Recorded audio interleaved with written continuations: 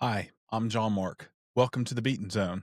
This podcast is about war, not from the top down, but from the ground up. It's about unearthing personal truths of war, its lessons, costs, and how it shapes the lives of the people who experienced it firsthand. The guy we are going to meet today is truly a remarkable man. Jeff McCormack's journey started in Illinois, where, through his Midwestern work ethic, he excelled in school and athletics. The latter forged a thirst for challenge, competition, and a sense of service. He joined the Marine Corps and became an officer through the OCS program. Jeff, of course, wanted to do the most challenging thing, so he worked his ass off at Quantico to become an infantry officer. This step would be the first in a long career that took him across the globe to some of the world's worst places. Jeff deployed 6 times to Iraq and Afghanistan and found himself in the middle of some of the most pivotal moments of those campaigns. He was part of the first Marine unit to establish a major presence in Afghanistan weeks after the attacks of 9/11. 18 months later, he was part of the Marines' march to Baghdad during the coalition invasion of Iraq.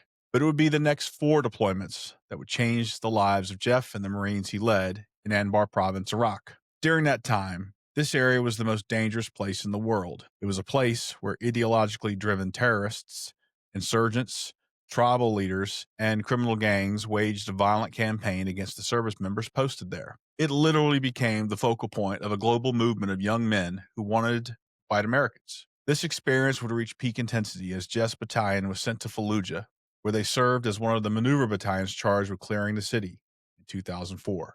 Jeff and his Marines were at the tip of the spear, the most violent urban combat experienced by the Marine Corps since the Battle of Way.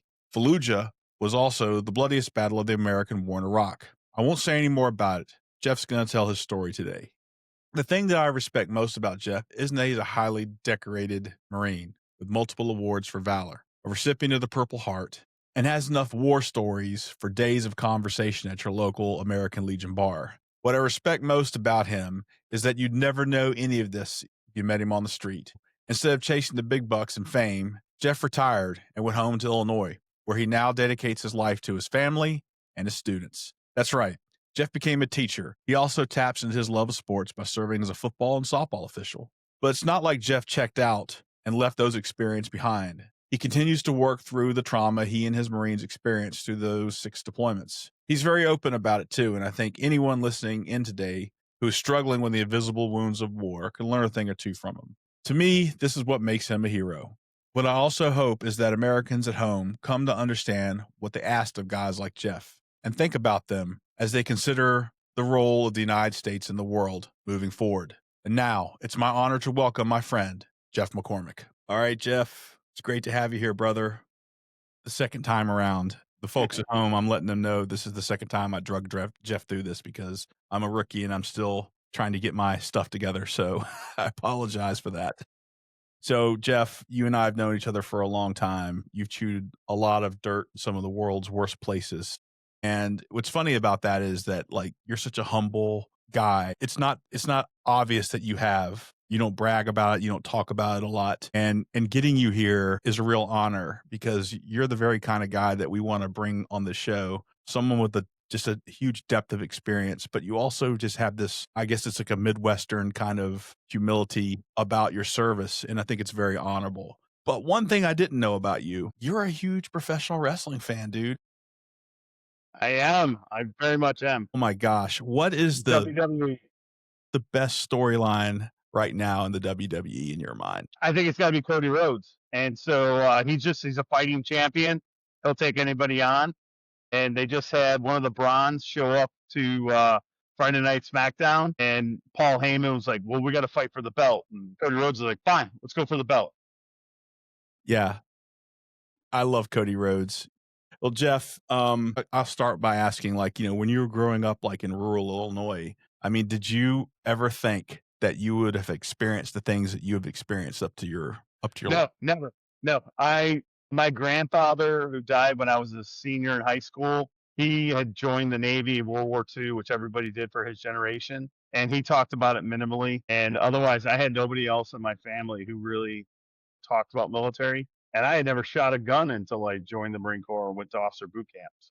Why did you join the Marine Corps? So the biggest thing was I played Division III sports. I was a football player, a wrestler, and I majored in criminal justice. And well, the one thing that I learned, this is back, I graduated in 1997. I think things have definitely changed. But when I had graduated, was getting ready to graduate, I'd done 3 internships with police departments, and the police are arresting the same people. You show up to a place, obvious domestic violence, you arrest the person, and then the other person doesn't show up to court, doesn't press charges, they get released. 3 months later, you're doing the same thing.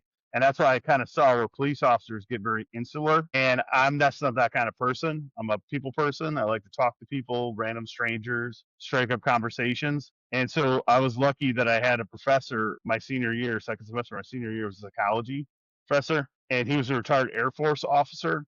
And he asked me straight up, he's like, "Oh, so what police department are you going to join?" And I'm like, "I don't think I want to be a cop." And I was like, "It's a little too late to change my major." And so he's like, "Well, do you think about joining the military?" And I'm like, "Not really." And so then I went to see the local recruiters, which my college town were enlisted. Had no idea the difference between enlisted or officer, and went to an enlisted recruiter. It was Army because there was no Marine enlisted. It was just Army in my small college town. So went to my professor. I was like, "Hey, I'm going to join the Army." He's like, "What recruiter did you go to?" I was like, "Oh, the one here in town."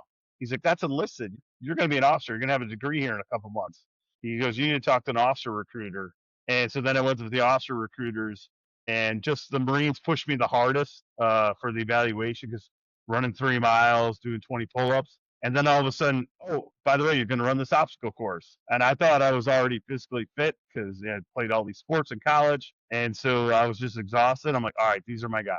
And so that's how I joined the Marines. So you took the OCS route, Mhm. and OCS draws guys who were enlisted and college guys. Now, the Corps has a reputation of effectively stripping down recruits and rebuilding them into Marines quickly, what the Marine Corps needs. So, how did the cadre take this motley crew of guys with different backgrounds and turn them into officers?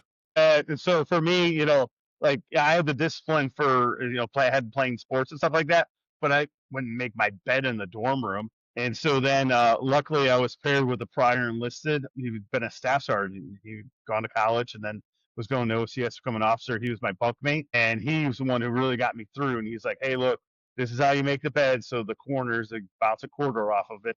And then, yeah, the drill instructors are coming in, 4:35 in the morning, but really, you got to be up before that and get your boots shined, get your uniforms all pressed. Because I went to OCS back in 1997, and so he was really one who showed me the ropes and how to.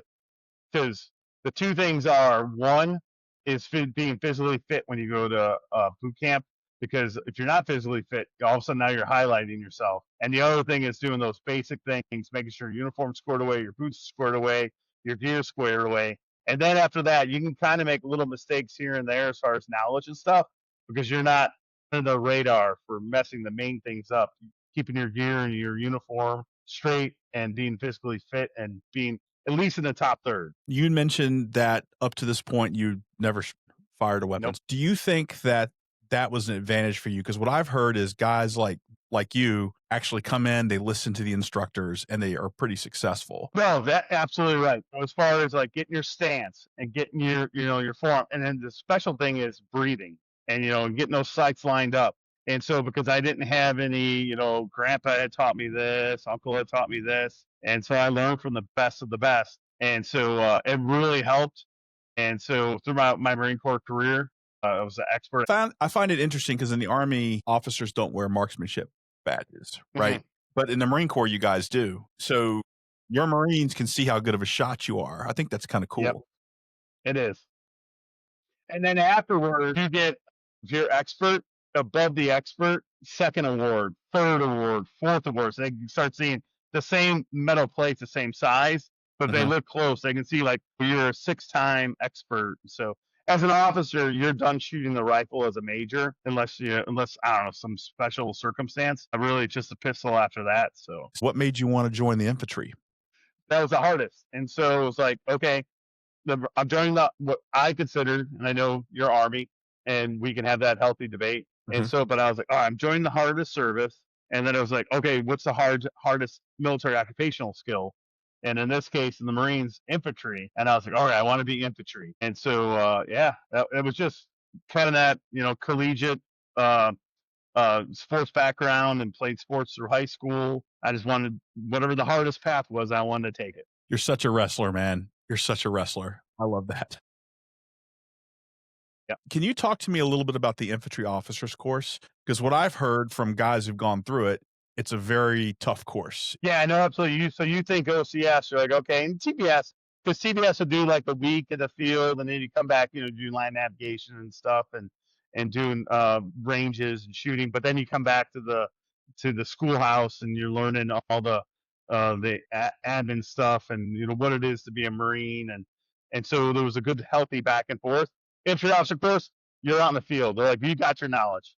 Now we're just going to keep you out in the field as long as we can. And so, and it was a grind. And the very first thing you show up is, and I want to say endurance course, but this was an endurance course on steroids. You got to go through, it's probably about 20 miles. And every couple of miles, you're hitting a different obstacle course where they're climbing a rope, swimming across some creek, lifting bags over walls and stuff. And if you don't pass that, that was it. All right, we're sending you back. You're going to get redesignated. And so I would say probably for my class, TBS, there was probably 60 of us that went to infantry officers course, and probably about 10 didn't make it through that initial assessment. So we were automatically down to 50. And then after that, it's just a grind, just physically. And this is back, again, in the 90s, late 90s. There's no athletic trainer. There's no medical, because you're an officer. And as you know, officers don't go to medical. So Right. it's like, you're just grinding. Yeah. Suck it up, buttercup. Talk to me about the Quigley. I've heard so much about it, man. Mm-hmm. Oh yeah, no, absolutely. That's OCS and a little bit of IOC, but yeah, it's just this dirty creek, and the water's flowing. And I went through OCS in the winter. I started in October, graduating December. So I hit the Quigley probably end of November, beginning of December, and they had to break the ice to get us in. And so, and they got all the concertina wire, and then they got all the I would say explosions, but the simulated explosions, and they're doing the fake shooting at you, and so and you're just trying to not drown, and so, yeah, it, it's it's interesting. Yeah. I've heard that guys tell me there's disagreement among the guys and gals who've gone through that, and they tell me that winter sucks more, and then people say no, summer sucks more because you got snakes and you got all kinds of shit in there. Sorry for my language. Yeah, no. It's a rite of passage though, and it connects all Marine officers. Yep. And I think that's extremely important in a military culture, is that shared suffering, is that shared kind of validation. Yeah, no, and the other thing is, it was General Krulak, Commandant, right as I was joining, so in 97, he had implemented the Crucible. And that's another thing, because that's at 3 days where you're just minimal food, and you're just hiking, you're digging in, making your fire plan sketch. You have simulated attacks, and then you got to pack back up and go. And they tell you you're going to get trucks. Well, then trucks don't show up, and then it's like, hey, you have to be at this point within the next X number of hours. And you're like, there's no way we can make it. And they're like, okay, well, we got to get rid of our backpacks and stash them, and then we're just going to run in our butt packs and get there. So yeah, to accomplish a mission. I'm a huge fan of General Krulak. Yeah. I've heard him speak on multiple occasions, and every single time I take away something that makes me smarter, that makes me more motivated, even now. And he had a career as like a hype man for an English soccer club, which I think is like, what was I doing wrong in my transition? That's the coolest job ever, man. But my quick Krulak story was, I'm at OCS, and I'm not even a second lieutenant. I'm just a candidate. And we're out in the field November 10th, the Marine Corps birthday. And we're dug in, whatever, field out there in the Quantico. And all of a sudden, they're calling us to get into formation. And General Krulak shows up, and he was wishing us happy birthday. We hadn't officially graduated. We weren't officially Marines. Now we were over halfway. And he's like, I just want to come out here and wish you guys happy birthday. So I thought that was so cool, because I know he had so many commitments as Commandant of the Marine Corps on November 10th. Yeah. Yeah. Jeff, I want to ask you about the Eagle Globe anchor. Mm-hmm. I've seen it on Netflix documentaries and so forth, but I've never participated. I've never seen one in person. Can you talk to people a little bit about that ceremony and what it means to Marines? No, yeah. So you get done with the Crucible, and you don't officially get your rank until boot camp graduation, which is only a couple days, like 3-4 days later. But once you get that Eagle Globe and anchor, you're a Marine. Now all of a sudden they stop calling you recruit, they stop calling you candidate, and they start calling you Marine. And that's what you're going for, is that Eagle Globe and Anchor. Yeah. And yeah, it means a lot. It get it put in your hand. One of the things that I've always observed is that, you don't associate like Marines with crying, but like you always see like the recruits crying when they're getting it. And I think it Mhm. symbolizes just how stressful boot camp is, how stressful OCS is, right? Yep. Like Yep. they really put you through it, and it's a real sense of accomplishment. And a lot of the young men and women who join the Marine Corps, maybe that's really the first time in their lives where they felt they were really pushed to their absolute max and got a slap in the back. Yeah. So we're gonna transition now, Jeff, to kind of talk about your operational experience. So I guess Mhm. what's your 9/11 story? Yeah, no, I was the headquarters service company commander. Interesting that I had talked about not wanting to be admin, but it was just because of some stuff that had happened. I was barely a captain, and they made me the headquarters service company commander. And so most of the Marines were on pre-deployment leave, and so I had already taken my leave. And the operations officer calls me and says, "Hey, get the battalion conference room." I have no idea what's going on. Show up, him and the battalion commander are watching the TV, and all of a sudden I see a plane hit one of the towers. And so I thought it was some movie or something. And they're like, recall all the Marines, get all the Marines back. And I'm like, what's going on? Like, America's under attack. And so we got everybody back. It took a couple days, and then the Navy was in the same position. They were up in Norfolk. We were down at Camp Lejeune, and so the Navy got their place. So it was probably about 4 or 5 days after September 11th. The Navy got the ships, the amphibious ships that we were going to be taking out off the coast of Onslow Beach, which is near Camp Lejeune. And we had all the Marines, and we're right now the order was we were going to load and we are going to help with the relief efforts. And it took about a half a day. We sat on the beach at Onslow, and they were out there in the bay. And then all of a sudden it was like, okay, stand down. You're going to deploy as regular. And that was about, we were deploying anyways in like 2 weeks. So we got everything back and we deployed as regular, which means we drove up to Norfolk Uh-huh. and loaded the ships there in Norfolk, Pierside. And then we deployed. And then it was interesting because our first exercise was Bright Star, which is in Egypt. And I had done Egypt previous to, and so this time it was completely different. And so they told all the officers, hey, you're condition one. And so, but we did it. We pulled it off. There was no hiccups. What I can remember, the Egyptians were very nice, apologetic, and there was a lot of other, other nations there. And so we did that exercise. It was probably like, I don't know, a week in total. And then we got back on the ships, and we had actually went to Albania to do another exercise, which was not nearly as big as Bright Star. And we had just offloaded the uh, advanced party, and they'd only been on deck for like a half a day. And so then all of a sudden the order came, hey, get everybody back on ships and steam as fast as you can off the coast of Pakistan. And so we were going through the Suez Canal, and at this point we've been deployed for, this is like 3-4 weeks after September 11th, and so maybe 5 weeks. Anyways, we were going through the Suez Canal. There was Djibouti is we have the U.S. military has a base in Djibouti out in the middle of nowhere, and so we were going through the Suez Canal. They're like, okay, hey, you guys we might offload the BLT, which is the battalion landing team, Mm-hmm. and so all the infantry guys and all the combat arms, and to Djibouti, because really special forces, which was just getting into Afghanistan and doing their thing, they just really wanted the ships and the helicopters. They Yeah. didn't need a bunch of grunts. And so there was about a day and a half there as we're transitioning through the Red Sea, where I thought we were going to be dumped in Djibouti. And I remember somebody did a little drawing where it's the MU, the Marine Expeditionary Unit, holding the ARG, the Amphibious Ready Group's arm, and is a female, and the male is the Marine Expeditionary Unit. And then they're walking past a very svelte um, special forces guy. And then the second frame is the ARG is with the special forces, and then the MU is like, what's going on?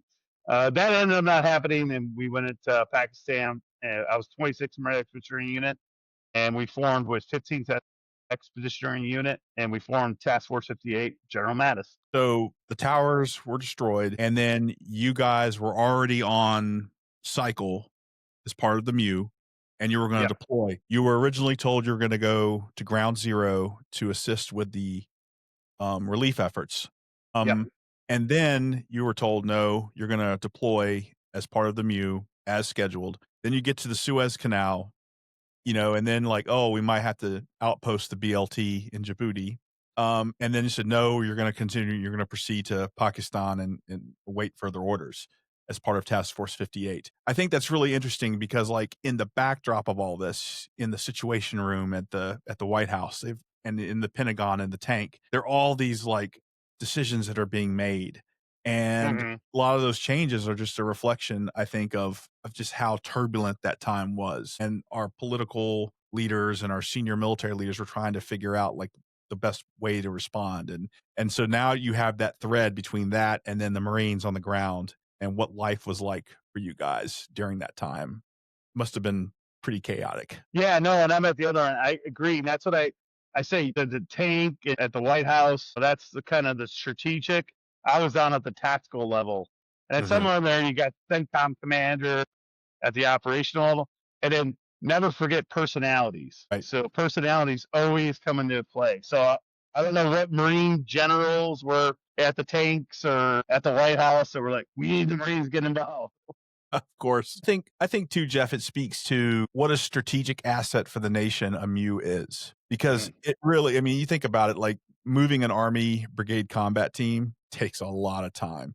But when you already have MEUs that are out in the sector that are available quickly, it's a huge like strategic asset. And I don't we're the US military isn't perfect. We certainly have our problems. But that's like I think one of the definite like advantages that we have is that we have that ability to project that kind of force on a pretty short notice, mm. not just to project them, but to have the flexibility to do all these different things in different directions. I think it's a great asset. Yeah, because immune can come from the sea and it can come from the air. Yeah. So Yeah. yeah, So you were part of Task Force 58, as you mentioned, and correct me if I'm wrong, but that was the first large Marine unit to yeah, occupy a patch in Afghanistan.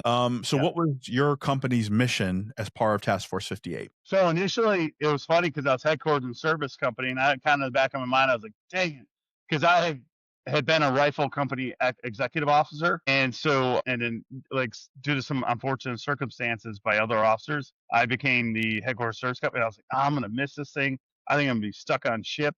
Well, that didn't happen. And so we actually got to Kandahar. 15th View landed at Bob Rhino. They did their Rhino, and they were at the end of their deployment, whereas we were at the beginning of our deployment. And this is again for strategic and tactical, with operational in the middle.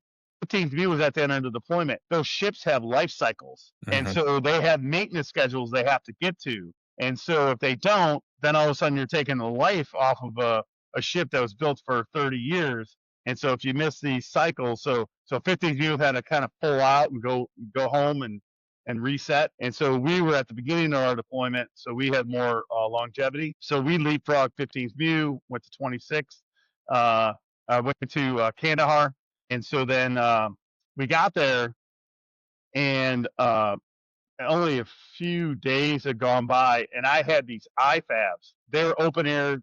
They weren't Jeeps. Anyways, they were like a Jeep, but open air Jeep. I had two of them, and so all of a sudden, the LAR unit and the Amtrak's were patrolling way out, and so then I was asked, "Hey, can you take your two iPads?" Because there's all these little like encampments, I should call them, Mhm. little dirt huts, a couple buildings. So they're like, hey, can you kind of patrol, just keep an eye on those things with your iPads? I was like, yeah, sure, sure. So I've been using communicators, administrators, which I just talked about, I never wanted to be, and supply, motor T. And so using all these non-combat MOSs, and we're just doing these local patrols. And then one of our rifle companies got tasked to go support the SEALs, Lashkar. Don't Mhm. quote me on the cave complex. The SEALs are going in the cave complex to go look after high value targets, go after high value targets. But then a sector of the perimeter that we had established around Kandahar was open, and I was tasked with forming two provisional rifle platoons.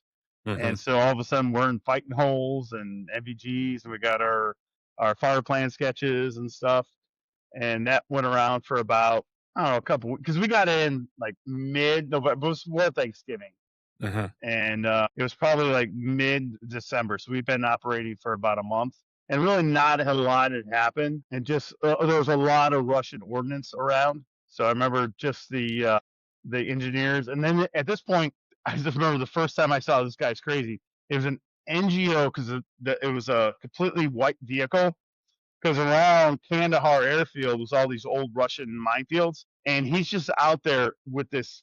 It was like I call it a flail, where the arms extended, and on the end of the arms were just chains that whipped around, and he would just go dig up the dirt, and it'd be like, I'm like, that guy's got to be nuts to go out there doing that.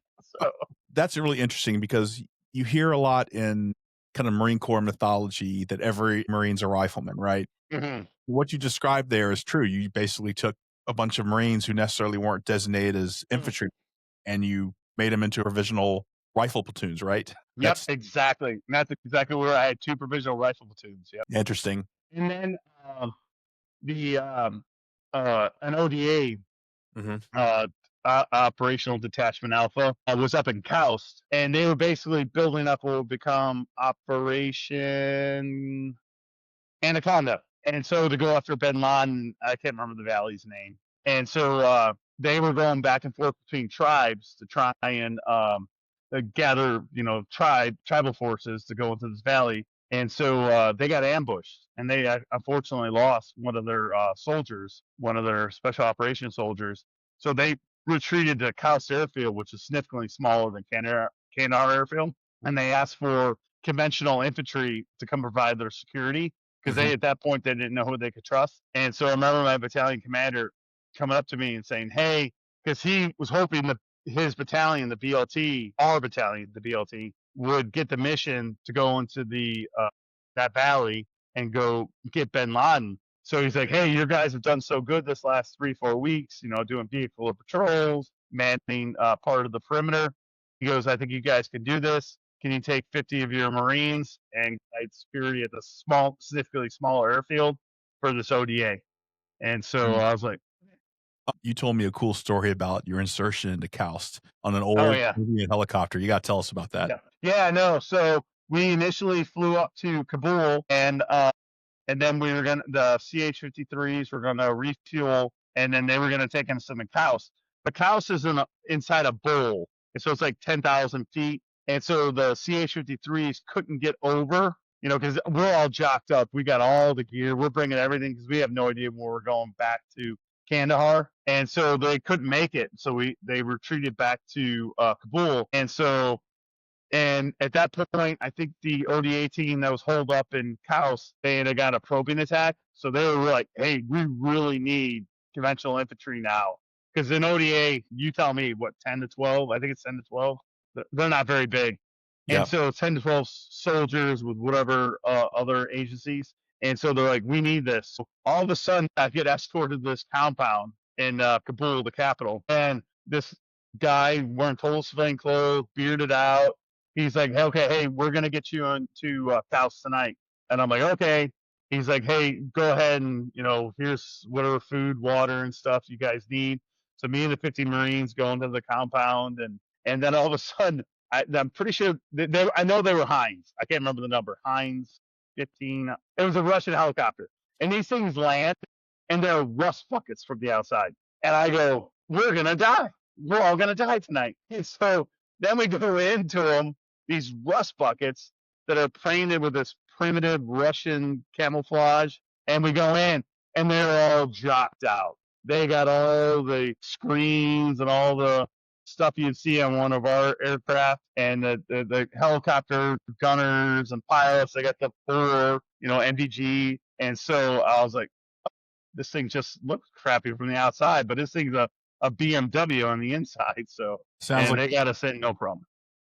I got to tell you, like when I hear that story, my reaction is like sitting at home in North Carolina as a kid watching Rambo. And like, that's it, man. Like, that's what every like red blooded American young boy like dreams of is like, I want to go to Afghanistan and fly in with a hind like John Rambo. That's exactly what I thought when you told me that story. Painting it black because I'm like, "Oh, I just got to get to this ODA that I know has already lost one of the soldiers, and they've had a probing attack, and they're not a very big unit, Mhm. and yeah, they don't know who to trust." So Speaking of the ODA, how did that integration with the ODA go between your Marines and the ODA? Was all worked out fine? Any friction? You all got along great? All got along great. I can't remember the lieutenant colonel's name.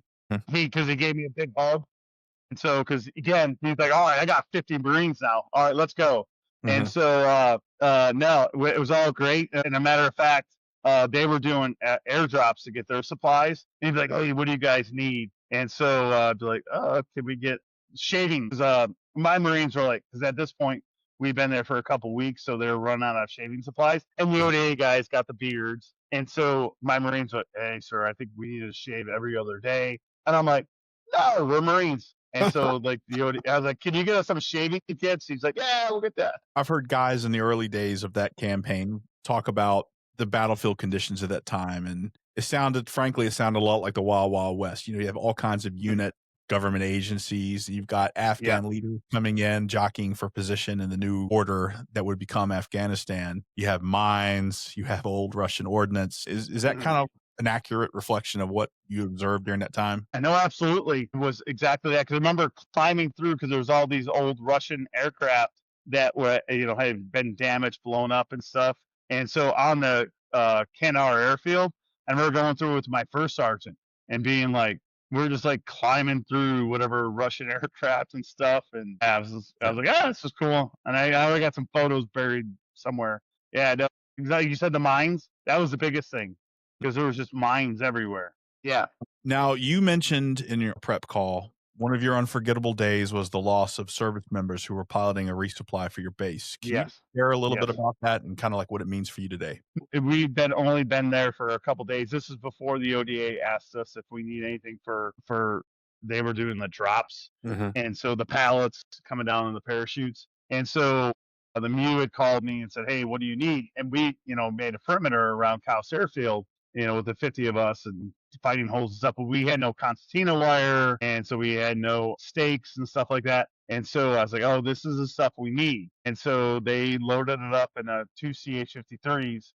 And so one of them couldn't get over and then over that bowl, and it crashed into the side of the mountain. Mhm. And so we got the call that one of our CH-53s had gone down.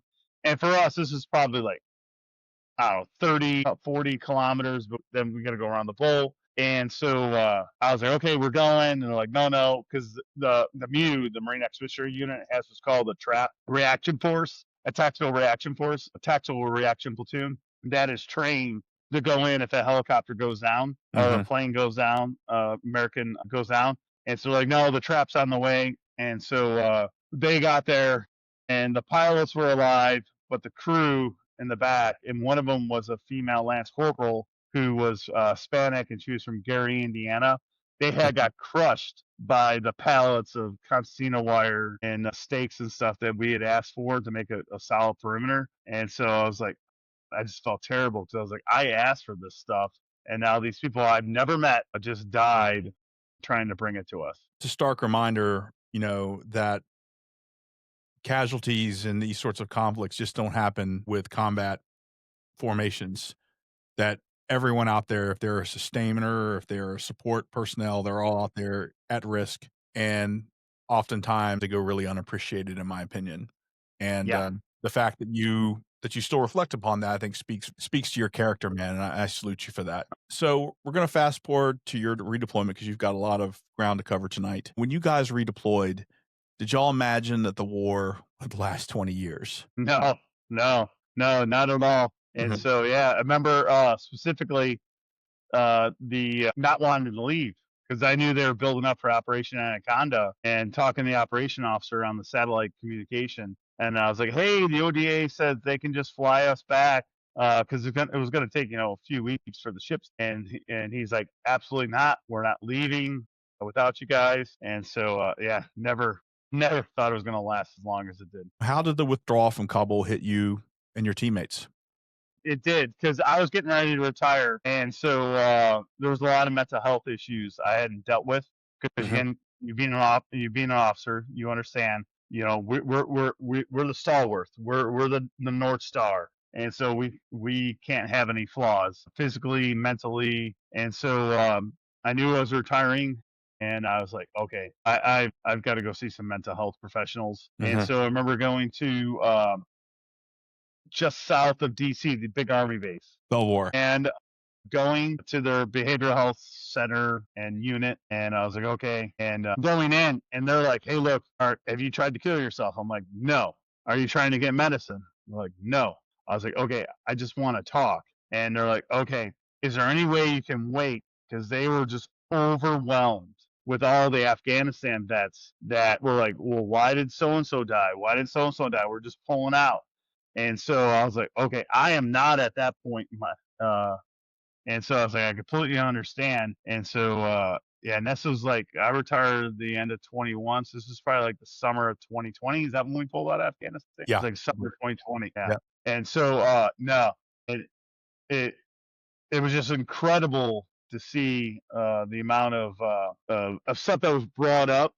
And for me, I had besides for that one that I told you about with the helicopter and the crew chief and the lance corporal from Gary, Indiana. I hadn't lost any Marines in Afghanistan, so it still wasn't raw to me. And so, but yeah, I was like, okay, I'm gonna step back because I'm an Iraq baby. Iraq was where I did 5 deployments. So and let the guys that really need help get the help they need. I have similar kind of emotions about it, and it really speaks to just how invested we are in the operations we're sent to do.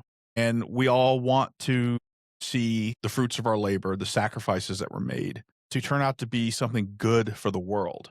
I mean, otherwise you wouldn't join the Marine Corps, right? Like you Right. you want to make a difference. And when things ended the way they did, it was devastating. 18 months later, you were heading out to Iraq. Mm-hmm. Now, you made the decision to change from the infantry to intel. So what was your thought process there? Wasn't ready to lead the fleet. And so I did the one peacetime deployment and then the Afghanistan. And yeah, it was combat, but like I said, no direct combat. And so my mental, sports drive forward. I want the hardest thing possible. And so this message got put out saying they needed more intelligence officers. And so I threw my hat in the ring and they're like, yep. All right, you got accepted. And so I was off to intelligence school in Norfolk, and then found myself in Kuwait in November of 2002. As we're building up to go push the border. So, and I remember my battalion XO for First Intelligence Battalion, and so he's like, hey, I was like, hey, when will I be home? Because normally we do 6 months, 7 month deployments. He's like, well, we'll be home after the war, or we'll be home after this big exercise at Christmas time. Because again, I was strategic, what was going on politically.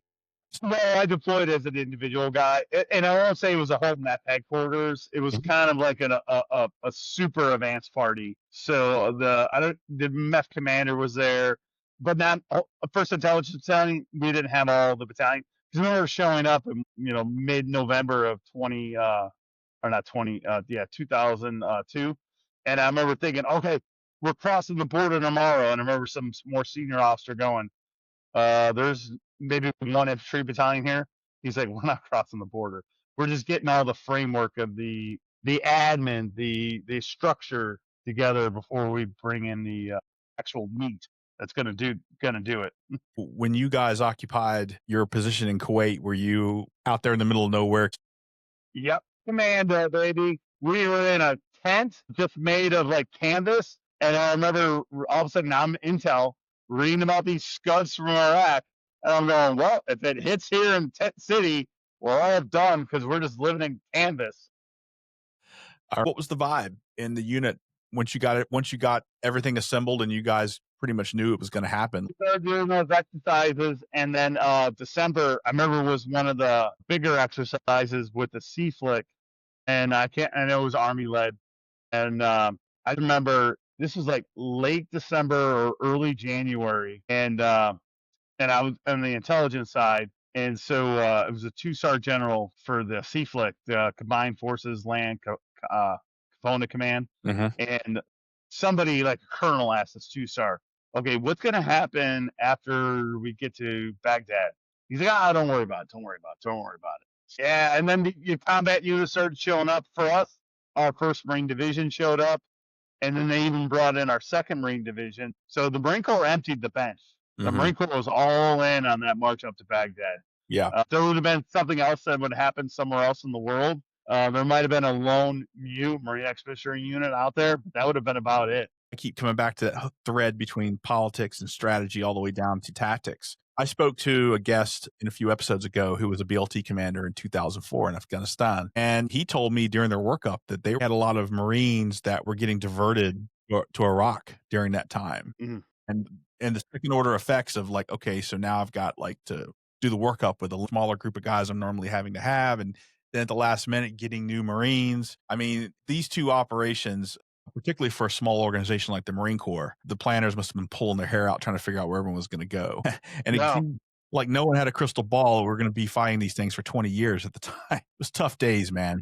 no, you're absolutely right. And then I'm sure the Army did it, but the Marine Corps, before we went up to march to Baghdad, they did the stop loss. So, Yeah. got standard enlisted Marine, he joins out of high school. So he's 18 years old and he's going to do 4 years. And then all of a sudden, when you're within that like 3.5 year window, you're no longer eligible to deploy because the deployment's 6 7 months.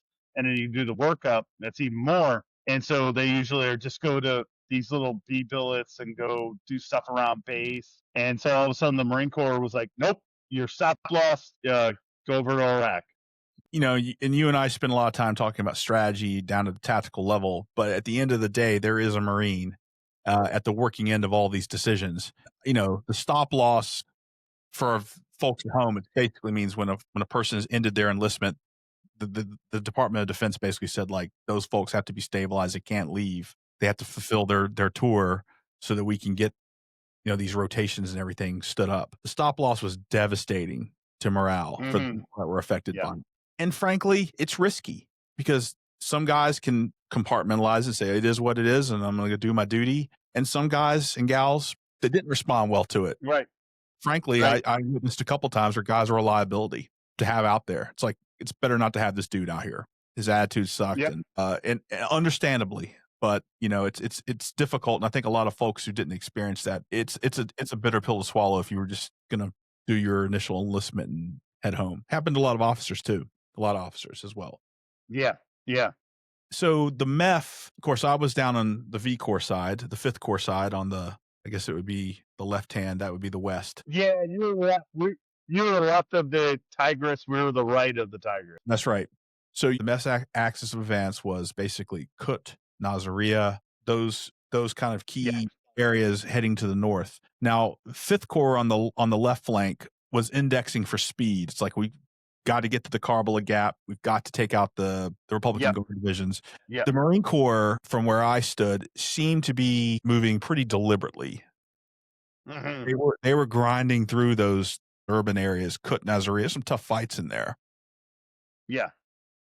Yeah, I know the oil field. I can't remember the name of that oil field right as you got across the Kuwait. That's where the first casualty came across. And I was just an intelligence officer, but it came across the Combat Operations Center where you have all the operations guys and then the admin and stuff. And it was a young officer. I don't want to say a second lieutenant, first lieutenant that was killed in the oil fields. And so yeah, it was definitely a little. And then we got to Zaria. And that's where the Army had that one unit and the Special Forces and Jessica Lynch and all that. And then we got through all that. And so, Al-Qut, and then it got interesting. That's before we got to Al-Qut. That's when the big sandstorm. I don't know if you remember that. Oh yeah, how could you forget? That caused like a day and a half operational pause. Yeah, it did. I mean, that was a very risky time. I remember one time my buddy and I. This is back in the old days when we have a task org change, you'd have to go to an adjacent unit and get their fills. So our group XO was like, go get third ID's fills. And because they were adjacent to where we were loggering down during the sandstorm. It was at nighttime and we couldn't see our hands in front of our base. And I remember walking up to their headquarters and they had an outpost there with a couple of soldiers with saws. And all I can see was like this very faint chem light, and he issued the challenge. And I mean, I was like, this is it. This I am going to get wasted right here, man. I almost shat myself, man. It was so scary. I mean, But besides that, then there were the reports that were coming down through intel channels that the Fedayeen were going to do probing attacks. There was a positive that came out of it too, because we were moving so fast. And I think that it was a time to kind of reset and think about what we were doing in the days moving forward to better understand the battlefield, because things were just moving so fast. That From an intel perspective, did the enemy react the way that you thought the enemy that they were going? we got sold the bill of goods. There was that guy that lived in the UK for years. He was Iraqi, and he had promised that behind us was going to be this cleanup force. The Iraqis are going to open their arms. So, I mean, we always are ready for a fight. So I don't think we were surprised by a fight, but we were surprised that they were fighting. And then we didn't have these open arms. Jasani, I think was his name. Yeah.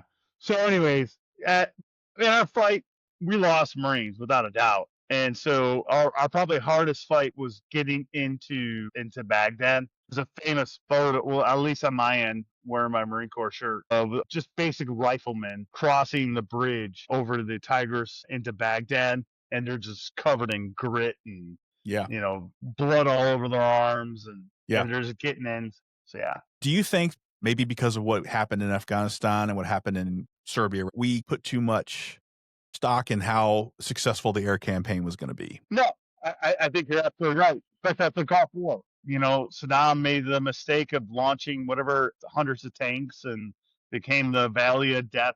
But now when you're fighting house to house, you don't have that advantage of air power. Yeah. And so, we absolutely did put too much into air power. I remember on the V Corps side, we had that large Apache deep strike, and deep strike was that classic like air land sea battle type of playbook, right? Where you infiltrate a bunch of Apaches that go in and knock out like a large unit. And what they encountered was a very asymmetric response. Lights going off, guys come out in the roofs and just like lighting up the sky with small arms tracers. I just feel that, like, not to restate the obvious, but in some respects, I just don't think that.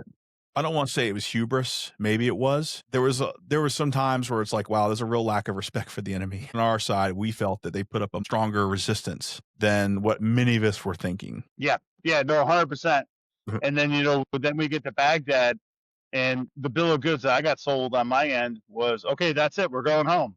And that was not the case. All of a sudden, we had to put together a task force to go up to Crit, and then out to the Jordan border, and then all of a sudden it was July, and it doesn't look like we're going anywhere. So the Mets went home, and we had a big old parade in Camp Pendleton, and so then we were already planning on going back over to replace 2nd Airborne in mid-December. So I went back over as an advanced team, as an intelligence officer with the MEF. And so we were over there just as an advanced team. And so the one thing I learned was 82nd Airborne with their units didn't have a lot of boots on the ground. I want to say they were trying to control a third of the country with like 8,000 soldiers. And you say 8,000, now all of a sudden you take 1,000, they got to do maintenance, admin, and all that other stuff. So you really don't have a lot of boots on the ground. And so we were going to come back with our division and our map, and we were going to put 25,000 on the ground. So at that point, now they're pushing March of 2004, February 2004, and that's when the contractors got hung off the bridge in Fallujah. And so the Army, 2nd Airborne, with their very limited, could not. They didn't have the ass to go into Fallujah. And so the Marines come in. We come in. It's April, and we're like, okay, we got a lot more. We just tripled the size of 82nd Airborne. We can go into Fallujah. And so 4 battalions. It was a prong attack.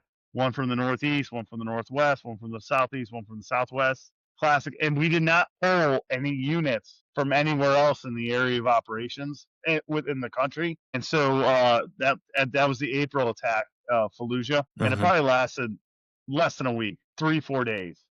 And we lost what I would call the information operations, because all of a sudden I was on a loop in Al Jazeera and all the foreign media, a bombed out ambulance, fortunately kids that were dead.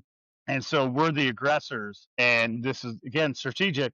This is where Bush is in a re-election cycle. And so we were told stop, had to pull out, and then a deal was struck that we couldn't go into Fallujah. There were some forces, Iraqi forces, that were going to go in and control Fallujah.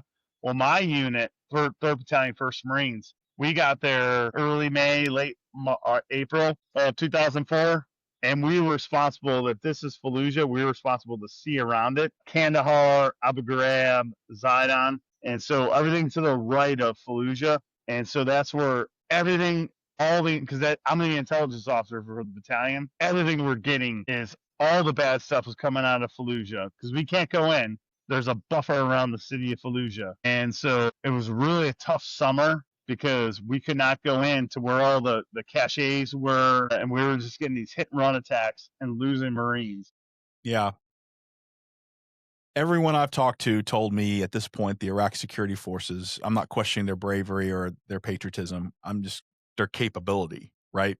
Mm-hmm. It's almost unconscionable to say that with the benefit of hindsight, that the Iraq security forces would be able to go in and take control of Fallujah.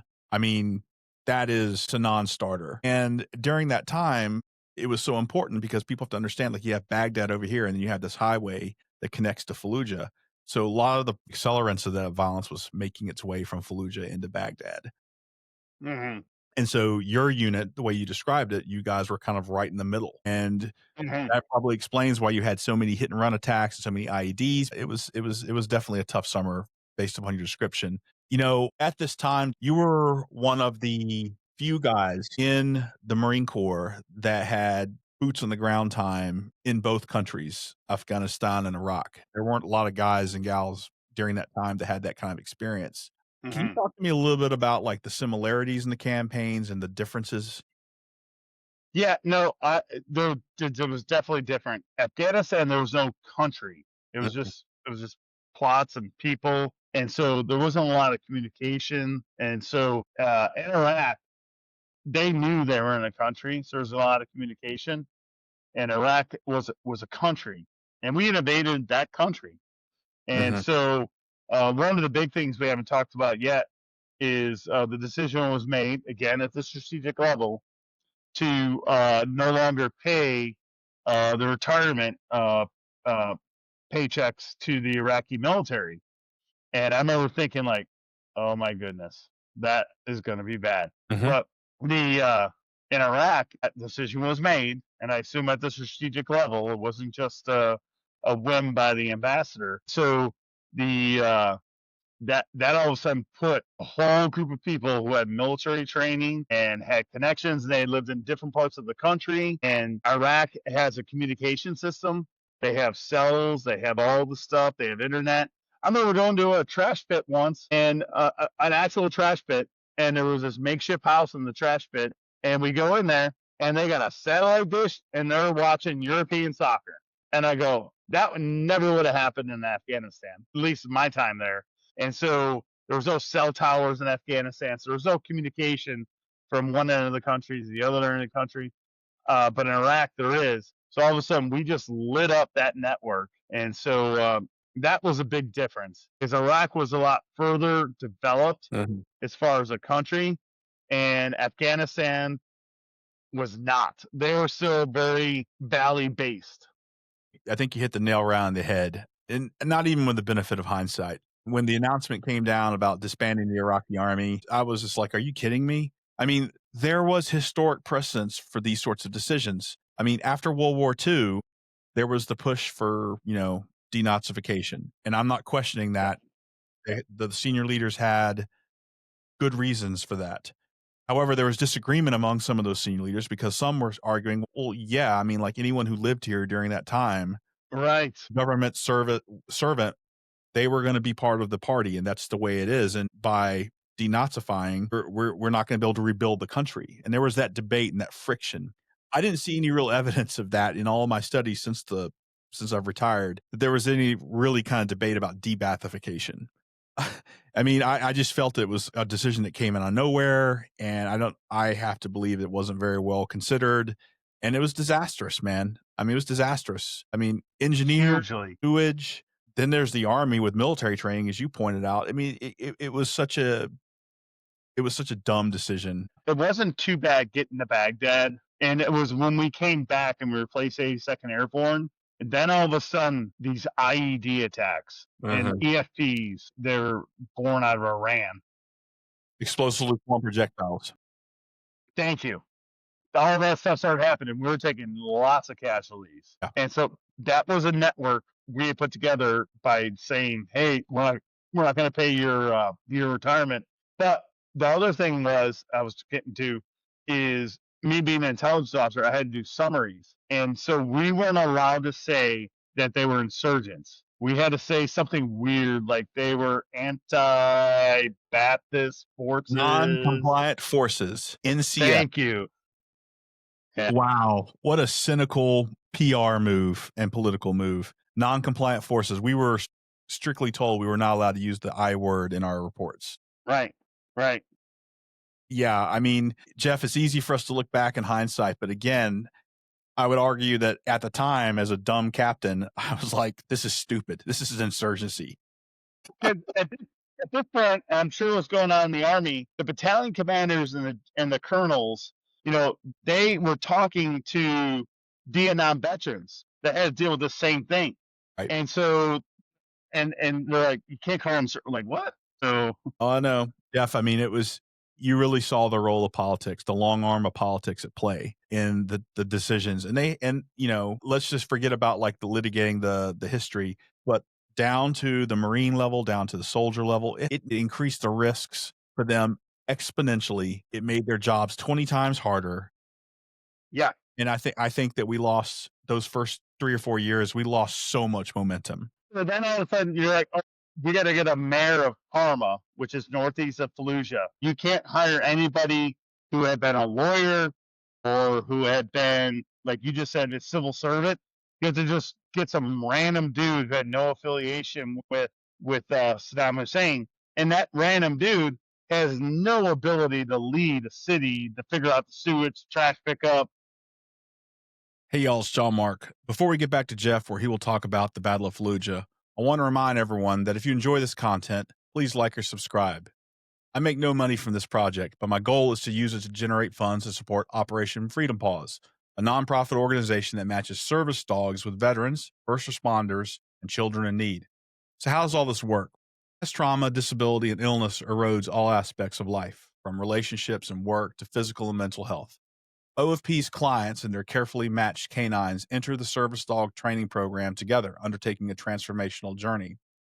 The trust that is built within this relationship forms the foundation for more trusting relationships in the world. Although the scars never completely disappear, OFP helps clients develop the tools they need to mitigate future crises and see possibilities where they once only saw hopelessness.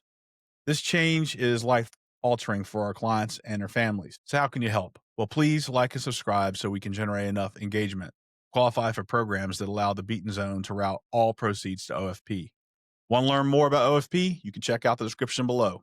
Now back to Jeff. I'll tee it up by saying that, I saw a quote attributed to a Marine officer who also participated in the Battle of Fallujah. And if the quote is, if Baghdad was the sprint, Fallujah was the reckoning, a brutal fight that tested everything we thought they knew about the war. So with that kind of lead up, let's establish some context. It's the summer of 2004. And we're Karma and Abu Ghraib and Zidon. And so then we couldn't get into go into the city, but we knew everything was coming out from the city. So it was probably October, mid to late October. I can't remember who gave me the idea, but we were getting these little UAVs called Dragon Eye. And when they crash, they separate. And they're not more than 6 feet across and 4 feet height. And so we were flying them over because everybody was knowing, again, strategic, getting to the election cycle. And so we were flying them over, and it was specifically southern Fallujah, and we could see some insurgents on top of the roof, and they shot it down. And so there was because we're outside the city. And so then the insurgents they spray painted their tagline on it, and I got the photo, and I can't remember Al Qaeda or whatever. And so they spray painted it, and so this made it onto Al Jazeera in the news cycle. And so the tagline was U.S. spy plane shot down over Fallujah. And meanwhile, these Dragon Eyes are $25,000. They're line of sight flight from no GPS or anything like that. And so I go to the meeting we had every week with the regiment, and at the time it was Colonel Toolin. I think he retired as a 3-star, 10 General Toolin, and he said, "Hey, what's this deal about a spy plane getting shot down?" I was like, "Ah, sir, that was ours." And he's like, "Well, what'd you do about it?" I'm like, "Sir, there's nothing we could do about it because it's in the city. We're not allowed to go in the city." And he's like, "Well, that's US military hardware. So to me, that's PID, positive identification." And so he's like, "Think of something." And so then it was my air officer, and he was like, "Hey, we could get a bigger UAV to follow your smaller UAV, and then we can have an aircraft over that, and then we got our PID." So we were basically running bait operations, and so we'd fly the UAV. Maybe it was at like 500 feet that they could see it, and they would shoot at it. And these things are just made of styrofoam. Sometimes they go down, sometimes the bullets just pass through. And so then the bigger PID, the bigger UAV would get PID, and then all of a sudden the aircraft would drop a bomb, blow them up. And so then the enemy never figured it out. And at one point we were doing night operations, and we were taping chem lights underneath the Dragon Eyes just so that we could make sure they could see it, and they never figured it out. Uh-huh. So that was just kind of some of the nuances as we're building up. And then the big thing was, as we were building up, they were starting to do feint attacks from the south because they wanted the enemy to build up their defenses to the south. And so we ended up coming through the north, which was MSR mobile, Uh-huh. and then coming down. There was about, I don't know, 300-400 yards of sand, and then you get into Fallujah. So yeah. Interesting. That's a great story of kind of like the innovation that the Marine Corps is kind of known for. You had mentioned earlier that now we're on the other end of an election cycle. Yeah. So I want to say President Bush got elected. So we got pulled out of our area of operations, Uh-huh. a week prior. So the planners knew that 3 weeks at least before that, they brought up a British unit pulled down south of Fallujah, and there was an army unit that took over us for Karma. And I actually remember, I'm so sorry, I can't remember the unit of the army that took over us from Karma, but our assistant operations officer and that army's assistant operations officer, we called it the S curve going through Karma. They got an IED through an EFB, Iranian, and they were both wounded. And so that army unit got pulled from somewhere within Iraq and got thrown into a new area of operations, and like, okay, for the next X number of weeks, this is where you're operating. Yeah. And so that way the Marines, along with 2-2, and I can't remember the tank unit from the Army, could concentrate on focusing on going into Fallujah. And Yeah. I remember, and me being an intelligence officer, I flew one of the Dragon Eyes because we knew we were going to be on the west side of Fallujah, attacking through from north to south. And I threw one of the Dragon Eyes, and we flew the whole routes and stuff. And I remember showing all the Marines in the cafeteria, company by company, because they couldn't all fit in there, and saying, "Hey, this," and there was all kinds of feint positions and fighting holes and stuff like that. And we knew we were going to go into a tough fight. And so, yeah. What was the stated mission of Operation Phantom Fury? Was it a complete clearance of Fallujah? Yeah, and you bring up a good point because it was clearance. And so this has been brought up. Was everybody in the city of Fallujah hostile, or were they not hostile? And this is where ROE's rules of engagement come in. So all of a sudden you see an adult age male and run across the street, he doesn't have a weapon. Mm-hmm. Well, he might have just left the weapon in the house previous, and now he runs to the next house to get the next weapon. And so this is where it got really gray. Was there a change in the ROE, rules of engagement, prior to you guys? It was the same counterinsurgency kind of ROE? No, from my perspective, it's the same ROE. And I know there's been several investigations and stuff. And so where all the ROE changed. The specific example I got for you is one of my scout snipers we got it. So one of the things we lost back in the April was getting attacked from like mosques, which are protected areas. So we welcomed the Marines welcomed. I assume the Army welcomed. I think it was the whole thing. In the November attack, we welcomed media because we want everything documented. And so it's like, okay, hey, look, we're being shot at from this mosque. This mosque has now lost its protected status. And so one of my snipers, because again, I was at headquarters, I was an intelligence officer. They were getting shot at from a mosque, and they were with a rifle platoon providing overwatch. And so they go into the mosque, and so we'd already lost a Marine to insurgent bad guy who was pretending to be dead, and then he rolled over and had a grenade or suicide vest, and it went off, and then killed that Marine. So I had already put out all the alerts, like, hey, look, make sure that they're playing dead. So they, get shot at from the mosque, get the tanks up, do all the machine guns and stuff, shoot at the mosque, and then they go into the mosque. And so, and this is documented by, I can't remember the journalist's name, but he's known for the Battle of Fallujah. And so they go into the mosque, and, a body all of a sudden is like moving. And so my sniper was like, hey, look, show your hands, show your hands, show your hands. And so he goes up to him and he doesn't show his hands. And so he shoots him. So then that reporter, and this is where one thing I learned, you talked about IO, is one thing I learned from that particular incident that carried on the rest of my career is that reporter told me, he's like, hey, look, you have to remember, we're trying to sell our story. We want to sell a story. Because the story he put out is that a Marine sniper shot an armed Iraqi in a mosque. And so we were taken back. And so then, it pulled the sniper. He did everything right. CIS, Naval Criminal Investigation Services, they do their investigation. We did everything right. And so it's just one of those things. It's like, even in the battle, you're under the scrutiny. Yeah.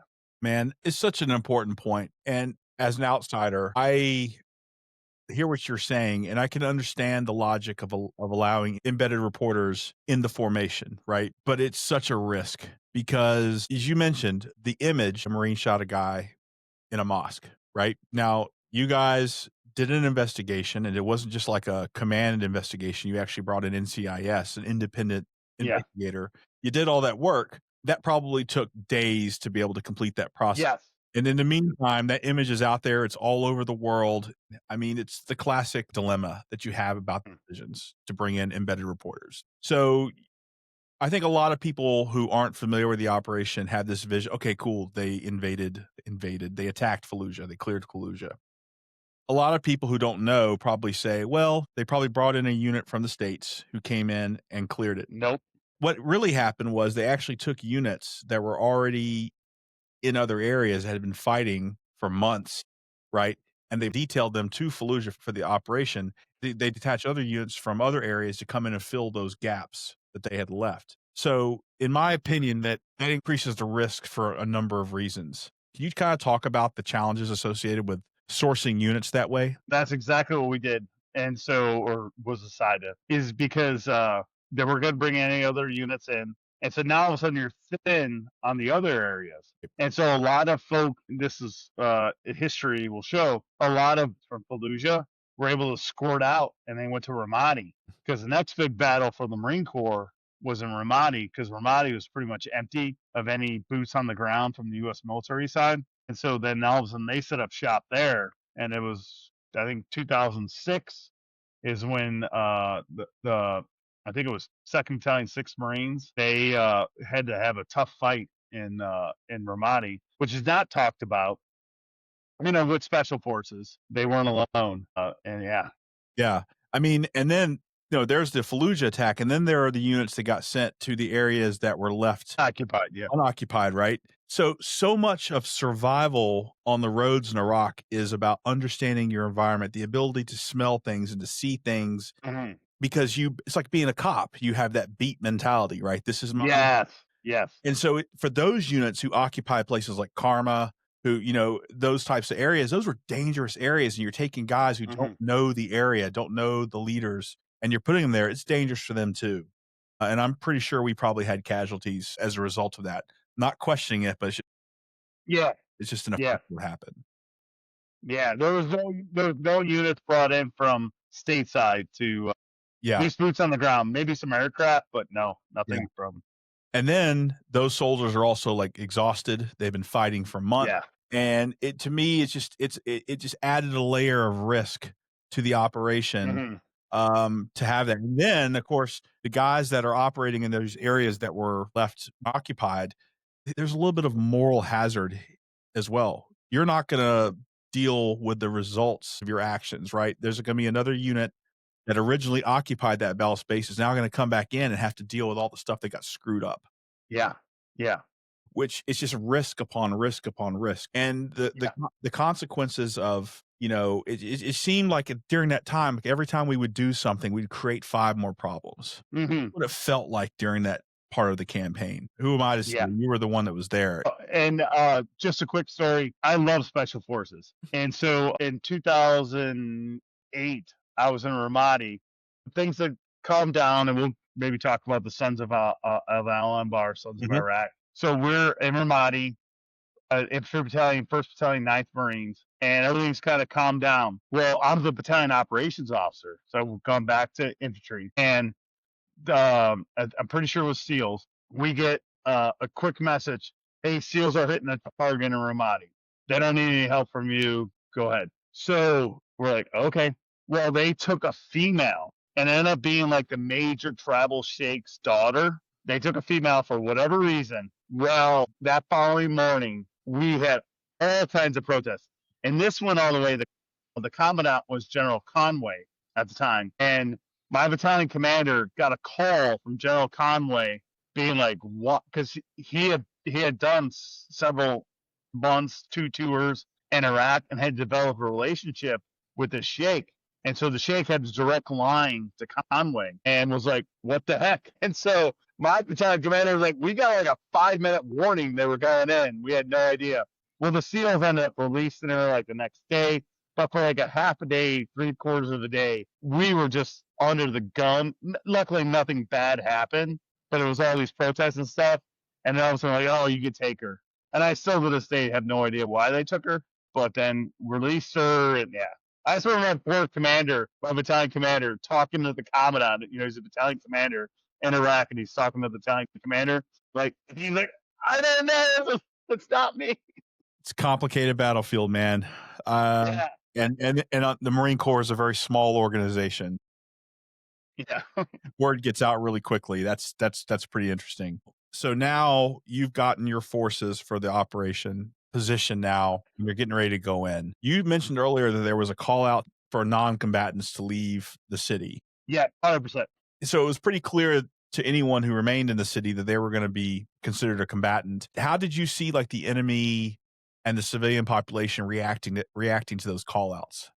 No, so yeah, so we had all the city was surrounded at that point. It was about a day and a half before we were actually going to go in. The call outs, all the PSYOP vehicles with all their speakers and whatever other means and stuff, it was call outs. And so we saw a lot of people leaving, but then there weren't, we saw a lot of civilians still in the city. Uh-huh. And so I don't know if I had to make it off a guess for me, Fallujah's like at its height, 250, 300,000 people. And so when we attacked, I'd say it was definitely less than 100,000, but we were still finding civilians. And so even women with children. And so, yeah, it was tough because like we gave you every chance to leave. We had checkpoints, leave. Yeah. And then another thing, just to tell you about the foreign fighters is they all had like US dollars. This is interesting. They had like $100 in one of their pockets of their gear, and then they had like a grenade and stuff. And I always thought that was interesting when I would, we did SSEs, sensitive site exploitation of fighters and stuff. They always had like a letter in whatever language. Specifically, I remember my battalion commander, he spoke German. He was at the time married to a German woman, and I had taken German in grade school or junior high, and so I knew it was German, and we got it off a dead fighter. and I gave it to him. And I was like, "Hey, what's this say, sir?" And he broke it down. He's like, "Oh, this is to his girlfriend in Germany. He's asking anybody to send it to her." And so, and then we had to, we obviously we sent that up, and whatever German intelligence was like, "Okay, we would love this thing." So there Interesting. was fighters from all over the world. So we'll talk about the enemy. You mentioned earlier that they were in strong points. They were ready to throw down with the Mm. Mhm. with the coalition. What was the most dangerous course of action? If they do this, this is going to be a bad outcome for us. Outside was fighting. And that's what happened, right? And yeah. So, but north of Michigan, Michigan is the ASR, that alternate supply route that cuts through Fallujah, cuts it north to south. And so on the north side, when we punch through, it's just Marines being Marines. My mentality, I want the toughest thing to go. And we were going house to house fighting, and that's where we're losing, Yeah. because the enemy had all kinds of kill zones set up. They had all their grenades. They were willing to die. And so it wasn't until we were just getting ready to cross Michigan, our battalion commander was like, "Why are we keep going into the house? We know the house is shooting at us. So we don't need to go in the house." And he's like, "We got all these tanks and we got armored bulldozers." And the one thing I will never, ever, ever say a bad thing about is an armored bulldozer. Because then all of a sudden we got south of ASR Michigan. And so a house would start shooting at us. At that point, we had told the Marines, back away. D9s. They're called D9s. We get one or two D9s, pull up, and just knock. Because these houses, they're just brick, they're not hard to knock over. And they would just go and they would knock it over. And so I remember specifically one house, and this is south of ASR Michigan. The fighter, so we're kind of watching as the house would get knocked down. He got his arm through the bricks. And that's probably like a 2-story brick, very not well constructed. And he had a grenade, and he lets it go, and it rolls down the rubble, and we're like, "Oh crap!" So we're running, get behind some cover. So yeah, it was after we got south of ASR Michigan, we learned our lesson. Like, hey, look, we don't have to go in the houses to get these guys.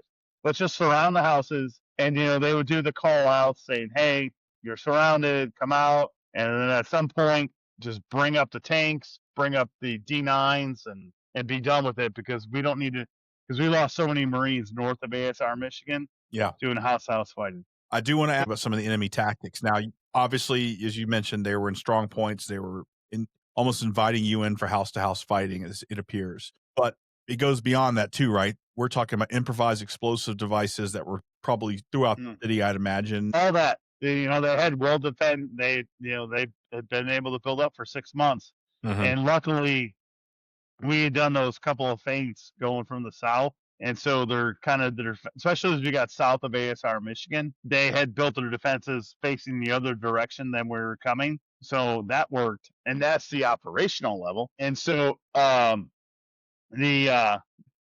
and there were IEDs, but we were moving so fast from the north that they couldn't get to them. So it was a backfill of the engineers and whatever infantry. They would discover, oh, this is a car bomb. The enemy was retreating so quick. Because I want to say we got to ASR Michigan after like 4 or 5 days. Like, and it was a tough slog, and that's where we lost most of our Marines.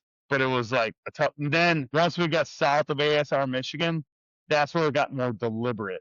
And so it was like, okay, we don't need to run in these houses, lose 1 or 2 Marines per house. And so let's just surround it and then use our other assets. So, one final question about the enemy. Let's talk about the mindset. Did you get the sense that the fighters who remained back in Fallujah were just guys that were trying to defend their city, or these guys were more ideologically hardened fighters, right? Like, what mindset does it take for a guy to, knowing he's probably going to get smoked during this operation? Like, what mindset of the enemy? No, you're 100% correct. These are guys that want to get smoked. And so, because they had those letters that were basically like death letters to their family members and stuff like that. And so they were not folks that were planning to leave. And so I think they just got convinced, through that first battle of Fallujah in April, that we were like the evil devil. And so they, came from a lot of Middle Eastern countries. And I got a slide I can share that it was all the Middle East countries, Saudi Arabia, Jordan, stuff like that, and like the one I talked about from Germany. And so it was just they were willing to die because they felt that we were the wrong people. And it wasn't a lot of civilians. I mean, there were some, but there was, yeah. Your specific responsibility, is as the intelligence officer for the battalion, which is interesting. I was also an intelligence officer in a battalion, but in the Army. And the Marine Corps does it differently. I didn't have command over scouts and snipers and it was Radio yeah. So thing. you were responsible. Cuba. That's right. You were responsible for their operational employment. You were Yes, the yes, commander, right? yeah. So, like, what was your operational approach? How did you organize for actions? No, so yeah, so I had the SIGINT team, I had the human team, and I had the snipers. And so prior to going into Fallujah, we'd meet every night and okay, from your intelligence capability, what do you got? What do you got? What do you got? And so I can't harp enough that we knew we lost the information operations war in the attack in April. So I made the decision with my battalion commander's approval, operations officer approval, that each rifle company, because we had 3 rifle companies, was going to get a 2-man human team and 023 31 intelligence analyst. And the intelligence analyst was going to be able to see the Dragon Eye, which I talked about earlier, and then also get updates of stuff that we were sending. And so it was like a 3-man team with an interpreter. So 4-man team. And so each 4-man team got attached to a rifle company. And so my job every night was once the rifle company got as far as they could, I'd show up to their position, usually with the battalion commander and the operations officer, because they go talk to the rifle company commander and the first sergeant about how everybody was doing and stuff. I go talk to the intelligence team, get the download because I tell them to take pictures of everything, and I download all their pictures, and then I would take it later that night to the regiment and give it to the regimental intelligence officer. And so the one thing is Last Corporal James Swain. He was an 0231. I'm sorry. He was an intelligence analyst, and the human team was going and doing a suspected site, which ended up being real, of a torture chamber, and it was heavy in the thick fighting. The rifle squads were only like a block away, and so when you're fighting dismounted and there's no armored vehicles, you can run as a enemy fighter, even as a Marine fighter. You're just running from building to building. And so James Wayne was manning the turret down an alleyway, and the enemy fighter ran across and just got lucky because between the bottom of the turret and the top of the Humvee, there's about a 6-inch gap, and got him right in the gut. And so he ended up dying, and he's from Kokomo, Indiana. So you talk about middle of nowhere, Kokomo, Indiana. And so Yeah. it was tough, and I still think about that day like I do the female Lance Corporal back in Afghanistan who got crushed by the concertina wire that I had ordered. And so these are just things that every day. Lance Corporal Swain, rest in peace, sir. You told me this great story about him. Why don't you share that with us? Yeah, no. So he actually, so in Quantico, we have an intelligence building, and they just, not just, it was like back like 10, 15 years ago when I was still on active duty. They had a new building named after him. And so I did a speech. He was like Santa's helper in the middle of the night. And so I was just dog tired, and this is like a week, maybe 3 or 4 days out from Battle of Fallujah. We were making maps, because they're trying to grid out everything and give drop points so it'd make it easier for the forward air controllers and stuff. Probably shouldn't say this. Colonel Buell, I'm pretty sure he knows this. He was my battalion commander at 3-1. A buddy of mine, he sent me a small bottle of whiskey. And this is you could do it because this is back in 2003, 2004. You can't do it now. And so I got my intelligence analyst because I knew we were going to be separated and who knows when this battle was going to be over. And I said, okay, let's all do a shot. And he was the one that said, nope, I'm not doing a shot. And so he's like, I'll take care of the map, sir, and I'll do it. So yeah, so he was my Santa's helper in the middle of the night when I was like dog tired and been up for a couple days. And, yeah. It's represents the best of our country. I'll say Mhm. that until the day I die. Mhm. How do you keep the guys focused? It's risky time when you lose a teammate. It can take you out of the game. Yeah, absolutely. 'Cause then my human officer, Chris Houghton, someone there in the DC area with you, he lost his leg below the kneecap. And so it's funny, he's the one who's told me there's like among amputees, there's like a rate. He's like, oh, I'm only below the knee, I'm fine. And so it was he had just gotten wounded, and so we were checking out a bunch of sevens and anti-tank mines and a cache, taking obviously photos and stuff because SA-7s those can take out aircraft. And so all of a sudden, hey, incoming's coming. We run to our, I'm going to say armored Humvee, because at this point in 2004, we didn't have the full up MRAPs and all the whole armor. It was all old kind of shape and things hanging off of them and stuff. And I was actually the turret gunner because I was an infantry officer, so I know who to shoot the 50 cal. And so he was in the commander seat, and I had jumped up, got into the turret, and he hadn't quite got his door closed, and the enemy mortar round landed, and it took his knee, shredded his knee. And so then I was like, I jumped out, and I was like, hey, you're gonna lose that. And I was concussed. I was totally concussed. And so I was like, but no piercing. And I was like, hey, do you want me to take a picture because you're gonna lose this knee or this leg, at least below the knee? He was like, no, don't do that. This day, he's like, yeah, you should have took that picture. So, but then yeah, so he had got wounded, and then I lost James Swain. So we were a bit punched in the gut as an intelligence section. My scout sniper platoon commander got wounded. He got an IED and lost a toe, his big toe. And so then we were really hurting, but the whole battalion was hurting. Yeah. And so it was just one of those where like, we got to keep going, man. We got to keep going. Yeah. And so the biggest thing for me being an officer, and I'm sure you're the same, 100% sure you're the same, is you just got to be out there. You just got to be the best chance. Hey, I'm here with you. You're not doing this alone. I'm here with you. Yeah. 100%, man. Jeff, I want to provide commentary on something you mentioned. Because I think a lot of our folks who either haven't been in combat or have never served in the military would understand that story you told about looking at your teammate saying, hey, are you, do you want me to take a picture of your leg? They may say, what the heck? It makes sense to me because that's the kind of like brotherhood and sisterhood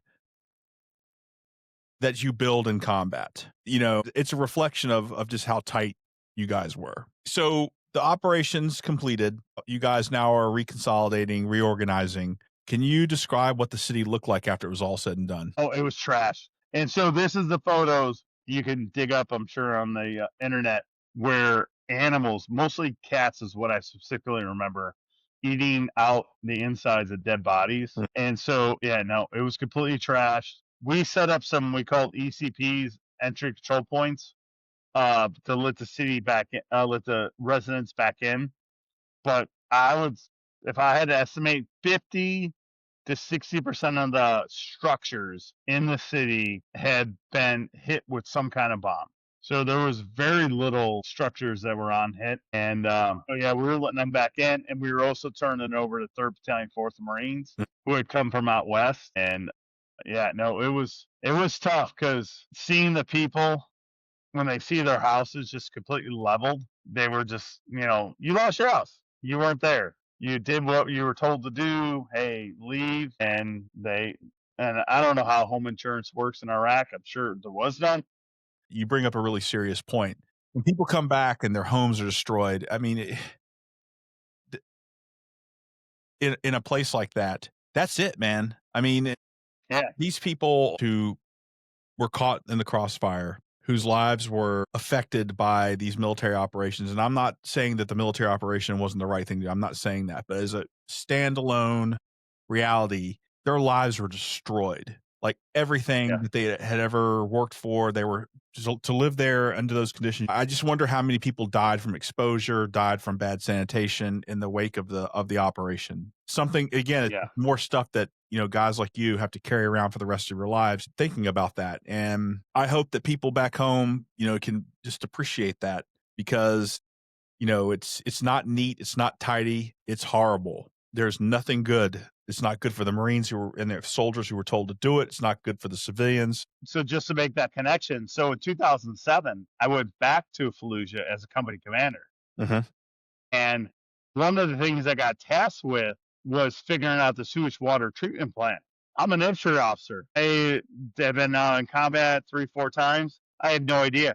Well, I don't know who told me there was a USAID, which is International now Development. down, a woman who's at the big meth camp. And I was like, okay, I'll go get her. And so I drove with my patrol, got her. She was not able to get off the camp.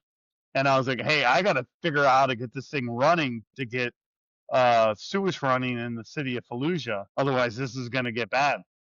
And she's like telling me these things. And she's this little short. She was like an Polish lady. And she's like, you got to assault and stuff. And I'm like, she was speaking a foreign language to me. And I was like, okay, how about every day I have a unit come get you and we're going to bring you out to the plant till you can get it, till you can figure out how to contract to get it fixed. And she was so happy because she was getting off the base and she was doing what she was trained to do. Yeah. Amazing. Such a complicated situation, man. Let's say that you run into the Commandant of Marine Corps and you have 2 minutes with him. What advice would you have for him about how you train and prepare future generations of Marines for this kind of urban warfare? So the current commandant I've met a few times, General Smith. So because he has done some time down in Latin America, specifically Venezuela, which I know Mhm. we're going to talk about. Yep. So right now, the Marine Corps focus, good or bad, the decision was made before I retired that we're now focusing on the Pacific and being naval infantry. Mhm. So we gave up our tanks, and so it's all about disperse. It's all about squad level tactics, taking over little islands. Let's not fight China. If we go to war with China, I personally think that's it. And so I understand carry a big stick, talk softly. So you got to have that deterrence. And so I, I don't know. And then I was thinking about when I was, this is not the commandant, Mhm. when I was a battalion operations officer in 2009 in Ramadi. Then Senator Obama wasn't president; he was Mhm. running for president. He came out to Ramadi, and so we did the whole thing. And so I got to meet with him afterwards while he was waiting for his flight to go back to Jordan. And so he asked me, he's like, "What do you think?" And this is 2009 because I had seen Iraq at its worst, and then I had seen in 2007 was when things really turned, and then I had seen it at its best in 2009. And I said, we shouldn't pull out. I was like, we should, have some bases, Al Assad, whatever base was up north, whatever base was out towards Iran. And he's like, I agree. He's like, but he's like, we do not need to be leading operations in Iraq. And I was like, yeah, I understand. Yeah, we shouldn't be leading at this point. We should not be leading operations in Iraq. And I don't know what happened. I had no communications with his team or him, obviously. And so all of a sudden, I'm in a Colombia and we're pulling out of Iraq. And it was like 2012. And 2011. so we're pulling 2011. We're pulling out of Iraq. And so I was like, this is not good. And then what do? We went back in for the counter ISIS. I'm like, and we should never have pulled out. This is just me, retired lieutenant colonel. We should never have pulled out of Bagram. We should have just kept it. And this is our little piece of grass. And yeah. Yeah, Jeff, don't ever make the mistake, man, of saying that as a retired lieutenant colonel that you don't have a say, because you've earned that right, and you have a lot of on ground experience. Again, you were seeing things that people in DC can't see, and you saw the problems. Mhm. Let me reframe the question a little bit. You have an opportunity to talk to a company commander who has been told, "Hey, in 30 days, you and your Marines are going to go to some place, and one of your potential mission sets is going to be fighting in an urban environment." What do you tell that company commander how he should be spending those 30 days getting his Marines ready for that? So the tactical is getting into, because now we have those, not Quonset huts, the containers and stuff like that. Get in there with the simunitions, the paintballs, doing all that. But the other thing is talking, because you got to get to know the locals. You got to get to know who the leader is. You got to get to see the feel, because one specific example was, I think I told you, is we we had a ID attack down south in Zaydan, and we were taking a 5-ton, 7-ton with a roller. And I looked out, and I was in the passenger seat to go get the damaged vehicle. And I looked over, and I saw a farmer trying as hard as he could to pull his cow away from the dirt road we were on. And I was like, oh, and that's when the ID hit, and the rollers went flying. So you got to get to know the community. That's the biggest thing. Because if you show up to that market and there's nobody there, bad things are going on. No, yeah, physical. That was it. And you would not know by my size. So you went on duty to South America. So what was your Yeah. mission there? Yeah, nope. I was a Marine attaché. And so the big thing about the attachés is, so the Colombian Marines are the second largest Marine Corps in the United States. Now they're 27,000. The Marine Corps is 180, 170,000. So significantly smaller, but still they're the second. And my job was the main diplomatic relationships. And so, like, one of the very first things I got thrown into was hosting General Dunford, who at the time was the assistant commandant of the Marine Corps. So one of the coolest things I did was, at the end of my tour as a Marine attaché, General Kelly was the Southcom commander, and he came down. And so, Colombia, at the time, I was there from 2011 to 2013. They were fighting the FARC, and don't ask me what the FARC stands for at this moment. But they, back in late 2000s, the FARC had Bogota, which is the capital, and surrounded. Bogota was also in a bowl, kind of like Caos. And so the United States was the only country that was going to come to the Colombian government's defense. And we did the opposite what we did in Afghanistan and Iraq, because the Colombians were willing to fight. We brought all the other things that we brought. We taught them how to fly helicopters, Army helicopters, Apaches, and Blackhawks. And we brought in the Air Force, who taught them how to fly F-16. I don't know if they have F, and whatever bombs. And so, but anyways, we taught the Colombians how to do all the ancillary stuff. We never brought an Italian Army or Marines down to Colombia. We brought all the ancillary stuff and taught them how to do it through training teams. And so they were able to beat back the FARC.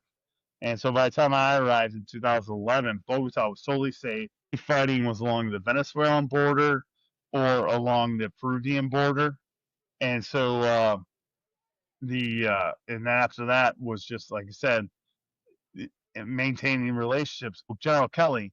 So General Kelly, he came down as Southcom commander. It was probably one of my last big missions in summer of 2013, spring of 2013. And so he had already lost his son, and so he wanted to go as close as he could as a 4-star within the Marine Corps to the battlefield. And so we went to, it was near Medellin. And so we went to this combat zone. And so these Colombian soldiers had gotten wounded. And so they were going to die, but they were waiting for their medevac. And I remember the defense minister for Colombia was like, oh, we don't need to go there. We're going to go in this briefing room. And General Kelly was like, no, I want to go talk to those soldiers right there. And so he did. And basically his speech was like, hey, I'm so proud of you. You're defending your country. And so it was just so cool. And then the flip side was the next day, because they have all the IO, information operations, they had gotten several FARC people, because they had them surrounded. And so they had got several of them through the speakers and stuff to surrender. And so General Kelly was like, I want to talk to him. And so I remember the Colombians were like, no, no. And he's like, nope, I want to. And he asked them why they joined the FARC. And it was, I think, the same reason in Afghanistan. Well, this is how we were brought up. We were brought up that we fight foreign invaders. You guys are foreigners. Not we being U.S., but the Colombian government and stuff like that. They had been cultivated as a young age, being like, these are the people you fight against. And so, and I remember we were supposed to then go meet the Colombian president. And so I'm going, sir, hey, we need to leave. And he's like, nope, because he was just enthralled talking to these 7, 8 FARC members that had surrendered. He's like, we'll leave when I want to leave. I'm like, oh, hey, you're a 4-star general. Yep. That's fascinating. It points to several things, like the importance of battlefield circulation. Because Yes. if you're a senior leader who doesn't get out and have those kinds of conversations, you are completely reliant upon reports that come up through the bureaucracy. So sometimes it's good to hear straight from the horse's mouth. Because you were serving in that capacity, you enabled General Kelly to be able to do that. And you had the relationships within the Colombian Marines. Yep. And that's why those programs are so important, because it gives the U.S. government access to ground truth. It points to another thing, too, which I think is really important. That approach assumes something. And the assumption is that the Colombians know best how to fight the FARC, not the Americans. You're filling gaps, you're enabling where you can, but ultimately they are in the front and they have the best idea about how to do that. And someone like you, with your experience in counterinsurgency and ground combat, I mean, you probably were able to here and there make some suggestions or provide some resources that enabled them to be able to do it. And that approach, compared to a large scale invasion of a country, pennies on the dollar compared to a large scale military intervention by the United States in a foreign country. No, you're 100%, because I think his name was Pinero. He was the defense minister when I was there between 2011 and 2013. So they had, IEDs were there and stuff like that. And I just remember being a young captain, and the other services had, because this is the difference between the Marine Corps and the other services. When we put somebody into an attaché billet, it's just a B billet. You're coming from, whereas the other services, you're always going to work this region. You're always going to be in Latin America. You're always going to be in Asia. You're always going to be in Africa. You're always going to be in Europe. And so I had the credibility of having been to Iraq and Afghanistan and had, the awards to show. And so the defense minister, when he saw all this, he's like, hey, we're trying to figure out, we got these passive IEDs and stuff like that. And I was like, okay, they're not, the jungle is tough. And he knew that. I was like, jungle stuff. So they're not hiking this thing for miles. I was like, there's got to be a depot somewhere. We got to find a depot that's close to, and then his intelligence analysts had already mapped out where all the strikes are. I was like, all right, let's back that up by like 2-3 kilometers. Let's start searching that area, because they're not walking this stuff. You're not walking a 155 shell, more than 2 kilometers. And so, yeah. Interesting. You had the experience on the ground, and your opinion counts a lot to me and to our viewers. So right now in the political space, there's a lot of discussion about outright conflict, to include potentially regime change in places like Venezuela. How do you react to that? No. So one thing we should have learned from Iraq and Afghanistan, we're not very good at regime change. And so I know we were in World War II with Japan and Germany, but that was like millions of troops. And so we're not there. It costs a lot of money. And so, yes, can we impact it? If what we're saying, Maduro, who's the head of Venezuela, his main source of money is running drugs in the United States, then yeah, let's go ahead and take those drugs out. But he has a lot of oil, and I don't know how much oil the U.S. buys. And I don't know how much oil Russia buys. But we go ahead and put an embargo on his oil, especially if Russians buying a lot. Now that all the raises our level with Russia, and we're already raised with the whole battle in Ukraine. And then what does it buy us, like, to take control of Venezuela? Like, what is that? That doesn't buy us anything besides whatever oil reserves they have. Yeah. I mean, you talk about information operations. There's no way for us to win in that space. I mean, because the narrative will be, well, we're trying to take their oil. Same crap that we heard in the Middle East, right? Iraq. Yeah. And then then stepping aside from that, we have all these memories of our time in Iraq and Afghanistan that's still fresh in the minds of Americans. I think that politically it would be a really stupid move, frankly. But I think Hmm. ultimately too, it's like, okay, now let's take lance corporals and let's take specialists in the army and let's throw them into Venezuela. You know that Venezuelans aren't going to take that. You know there's Yeah. going to be resistance. And now we're talking about going into the worst terrain imaginable. It's just going to result in the same crap. Let's just take a step short of regime change. Now we're seeing 22nd Mew. Yep. Yep. And They've been directed to basically do interdiction of drugs coming out, drug boats coming out of Venezuela, and they're doing kinetic strikes against those. Like, okay, so is that even like remotely solving the problem, or is that more of a PR thing to reassure the American people that, because I don't see how that's going to interdict the flow of drugs into the United States. no. And then it was funny because when I was in Colombia, they have the drug submarines because Colombia had been at war with the FARC. And I assume they kind of still are, and all that. The whole western side of Colombia has not been developed, and so it is all rivers. If you want to travel, I can't remember the names of the towns, but and it's like from going Washington to Oregon. So if you want to go out to the Pacific coast, it's all going on boats. And so they would build these drug submarines, knowing when the monsoon season was going to, or I don't know, whatever season was going to raise the little tributaries. So they'd start building them, a couple months, and then go and then take them out.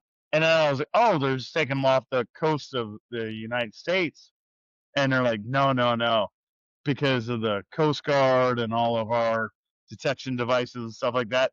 They're still landing on in Mexico and then taking them across the border. And so I'm like, I don't know how to detect tunnels and stuff. I'm not a tunnel guy, but I'm like, that's what we really need to figure out. Like, and I don't want to apolitical, Sure. but yeah, how do we secure the border? And then there's the issue of, like, we have a drug problem in the United States. So they're being directed by their political leadership to do this. How much Mhm. money it takes to deploy a MEU to go do these operations that have very questionable kind of effects on the overall problem we're trying to solve. I mean, to me, the whole thing smacks of public relations. And honestly, it's leading us into another foreign entanglement that you and I both know We don't how need to be in. costly this can be. Yeah. And I'm grateful that you're willing to kind of put yourself out there on a limb and talk about this, because I think it's important for people to understand, like, these decisions are extremely important and we should not Yeah. be toying around with the prospects of an armed conflict with another nation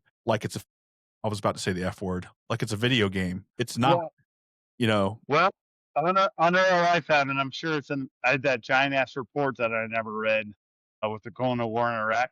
Who decided that we were not going to pay the military retirement for all those Iraqi soldiers and stuff? Yeah. Yeah. So, someone with a lot more formal education than you and I. Not to be snarky, Jeff. I'm going to pivot to our final segment here, and this is really where we really talk about your transition from the Marine Corps. What was your first year like after you left active duty? It was weird.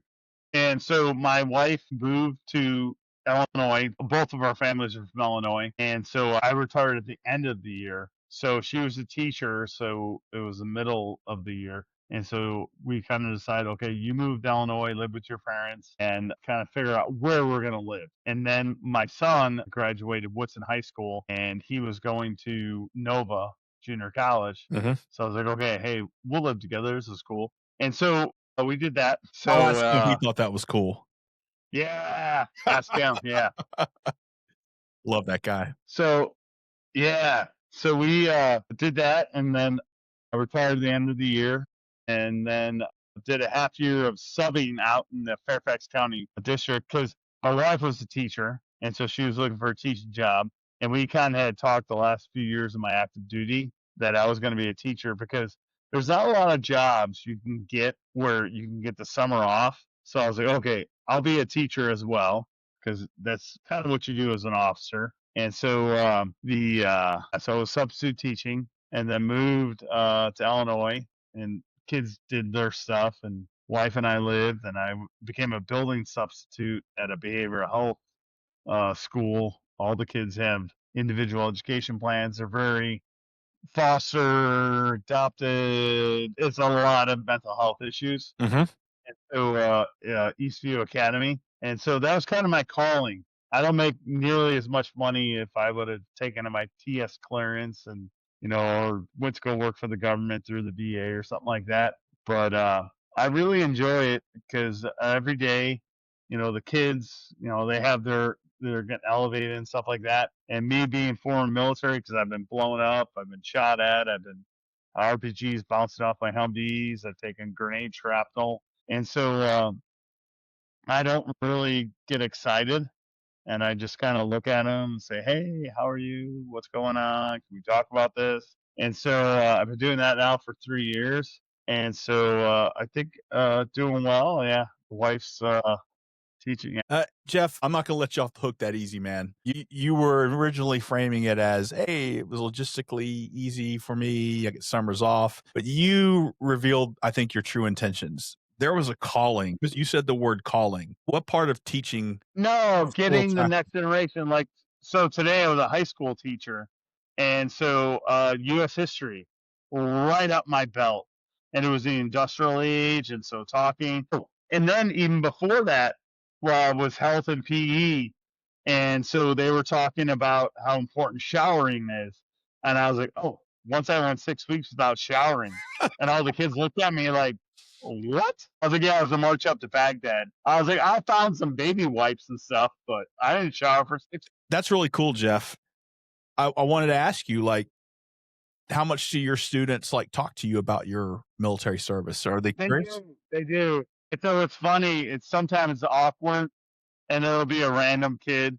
Oh, especially Veterans Day. We just had Veterans Day, and they took photos of me and stuff like that. And so one of the kids just leans over to me, and he's like in fifth, sixth grade, and he goes, "You ever killed anybody?" And I'm like, "Oh shit, I don't know how to answer this." I was like, "Yeah, I had to." I remember when I was in ninth grade, I had a teacher who was a Vietnam veteran, and he was a really interesting guy, and he was our history teacher, and he's a very smart dude, and but I was always like, I felt a little uncomfortable because I would ask him questions because what I had learned about war largely came from documentary Movies and stuff. Hollywood. Yeah. And this guy was a downer, man. He was all like, "Oh, that's BS." And I asked him, I said, "Well, I'm thinking about joining the military." And he told me no. He thought that was a terrible idea. He didn't want me to do that. It's interesting looking back. God was right about a lot of stuff. Yeah. So not similar. My wife's uncle, who's passed away, he was a Vietnam vet through the Army, and I can't remember the unit, but kind of the same thing. I had just joined. My wife and I, we got married, and then I joined and stuff like that. And so he was like, "Why are you in the military?" He's like, "That's just dumb." And I was like, "Come on, you should be so excited. You're a Vietnam vet." And That's interesting. he was not. Yeah. Let's talk about mental health. You've been pretty open about this topic. How do you stay on top of that? Like, what resources do you pull from? Do you have any lessons learned you can share with others who maybe are struggling with the invisible wound of war? The biggest thing I could tell you is I've lost way more Marines to suicide than I did in combat, and that's 6, 7 combat deployments. And so, um, for me, I think it's family, friends like you. We just kind of talk, and yeah, and the wife. I mean, I have definitely done my share of behavioral health, going to therapists and stuff like that.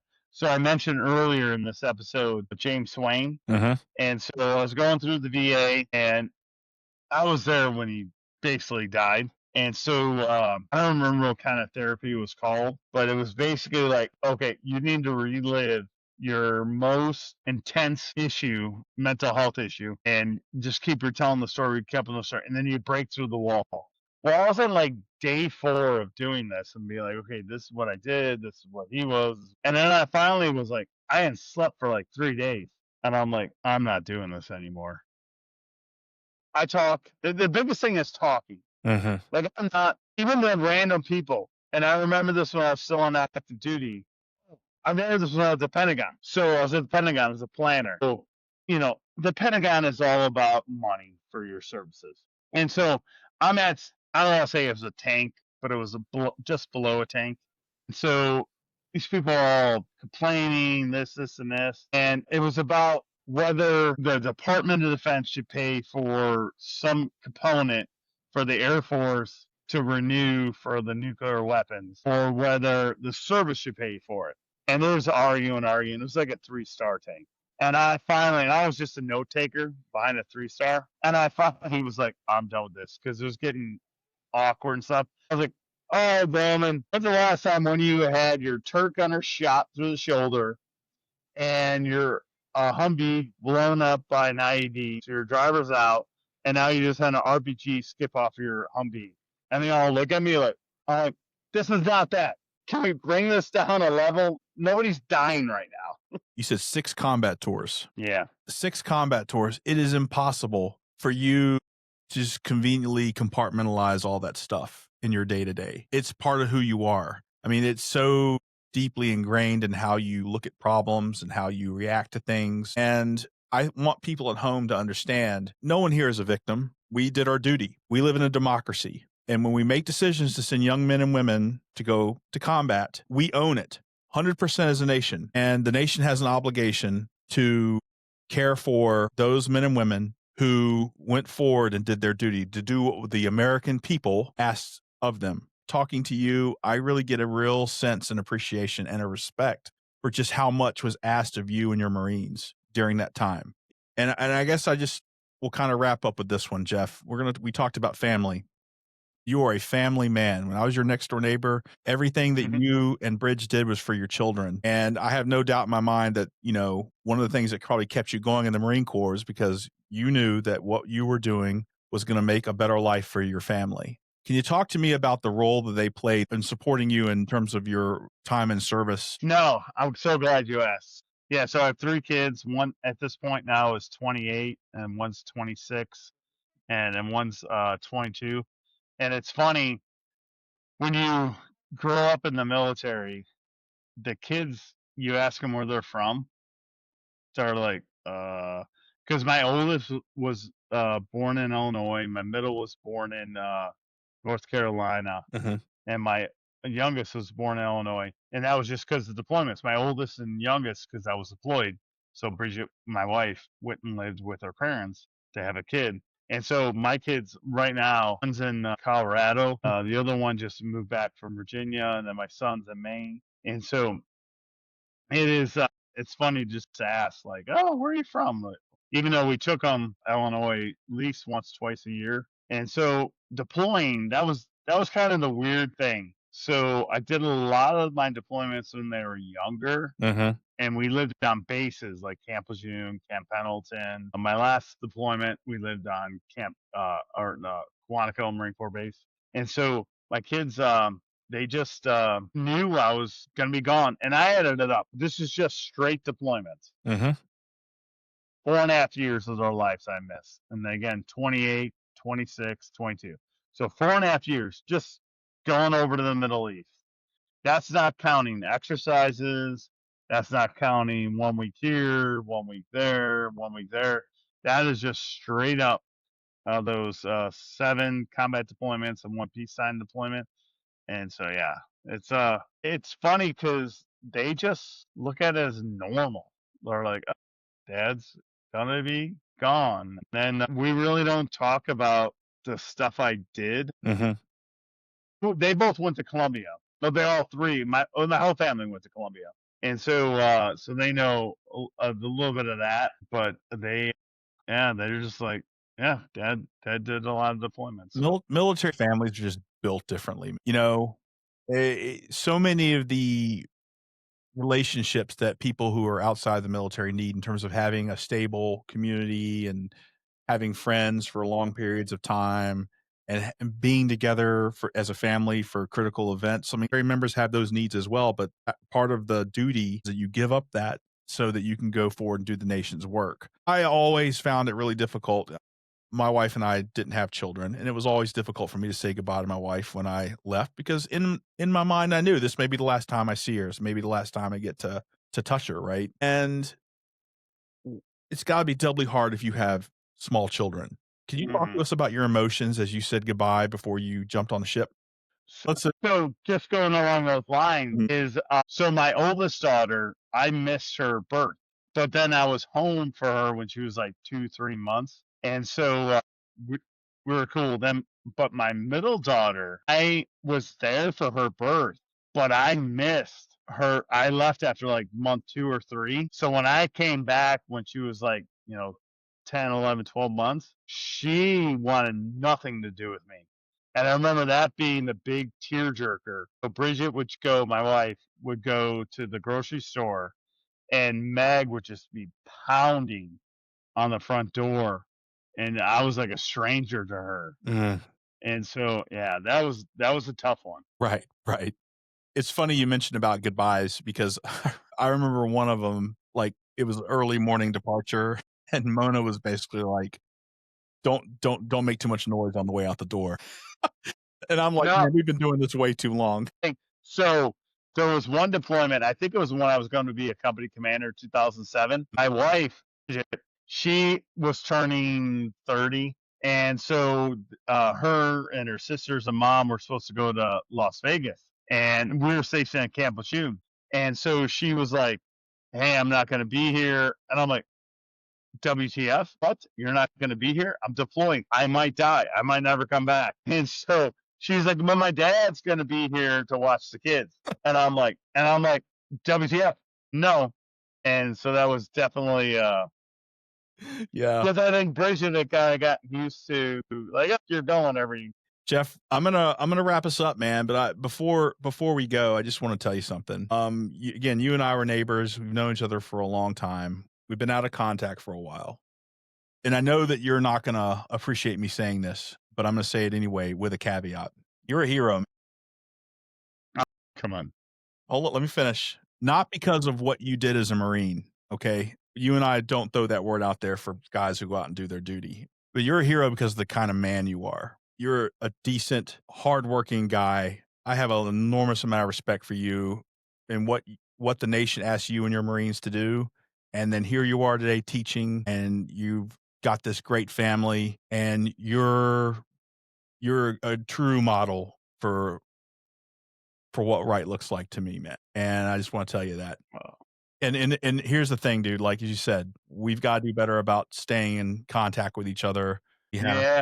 we need to go to WrestleMania together, uh, if we can afford it. and and let's stay connected, brother. That's what makes this whole Yeah. thing work, right? And so, thank you so much for being here and for just giving us a very candid look into your life and service. I think it's going to be very helpful and very interesting to our viewers. So I can't thank you enough.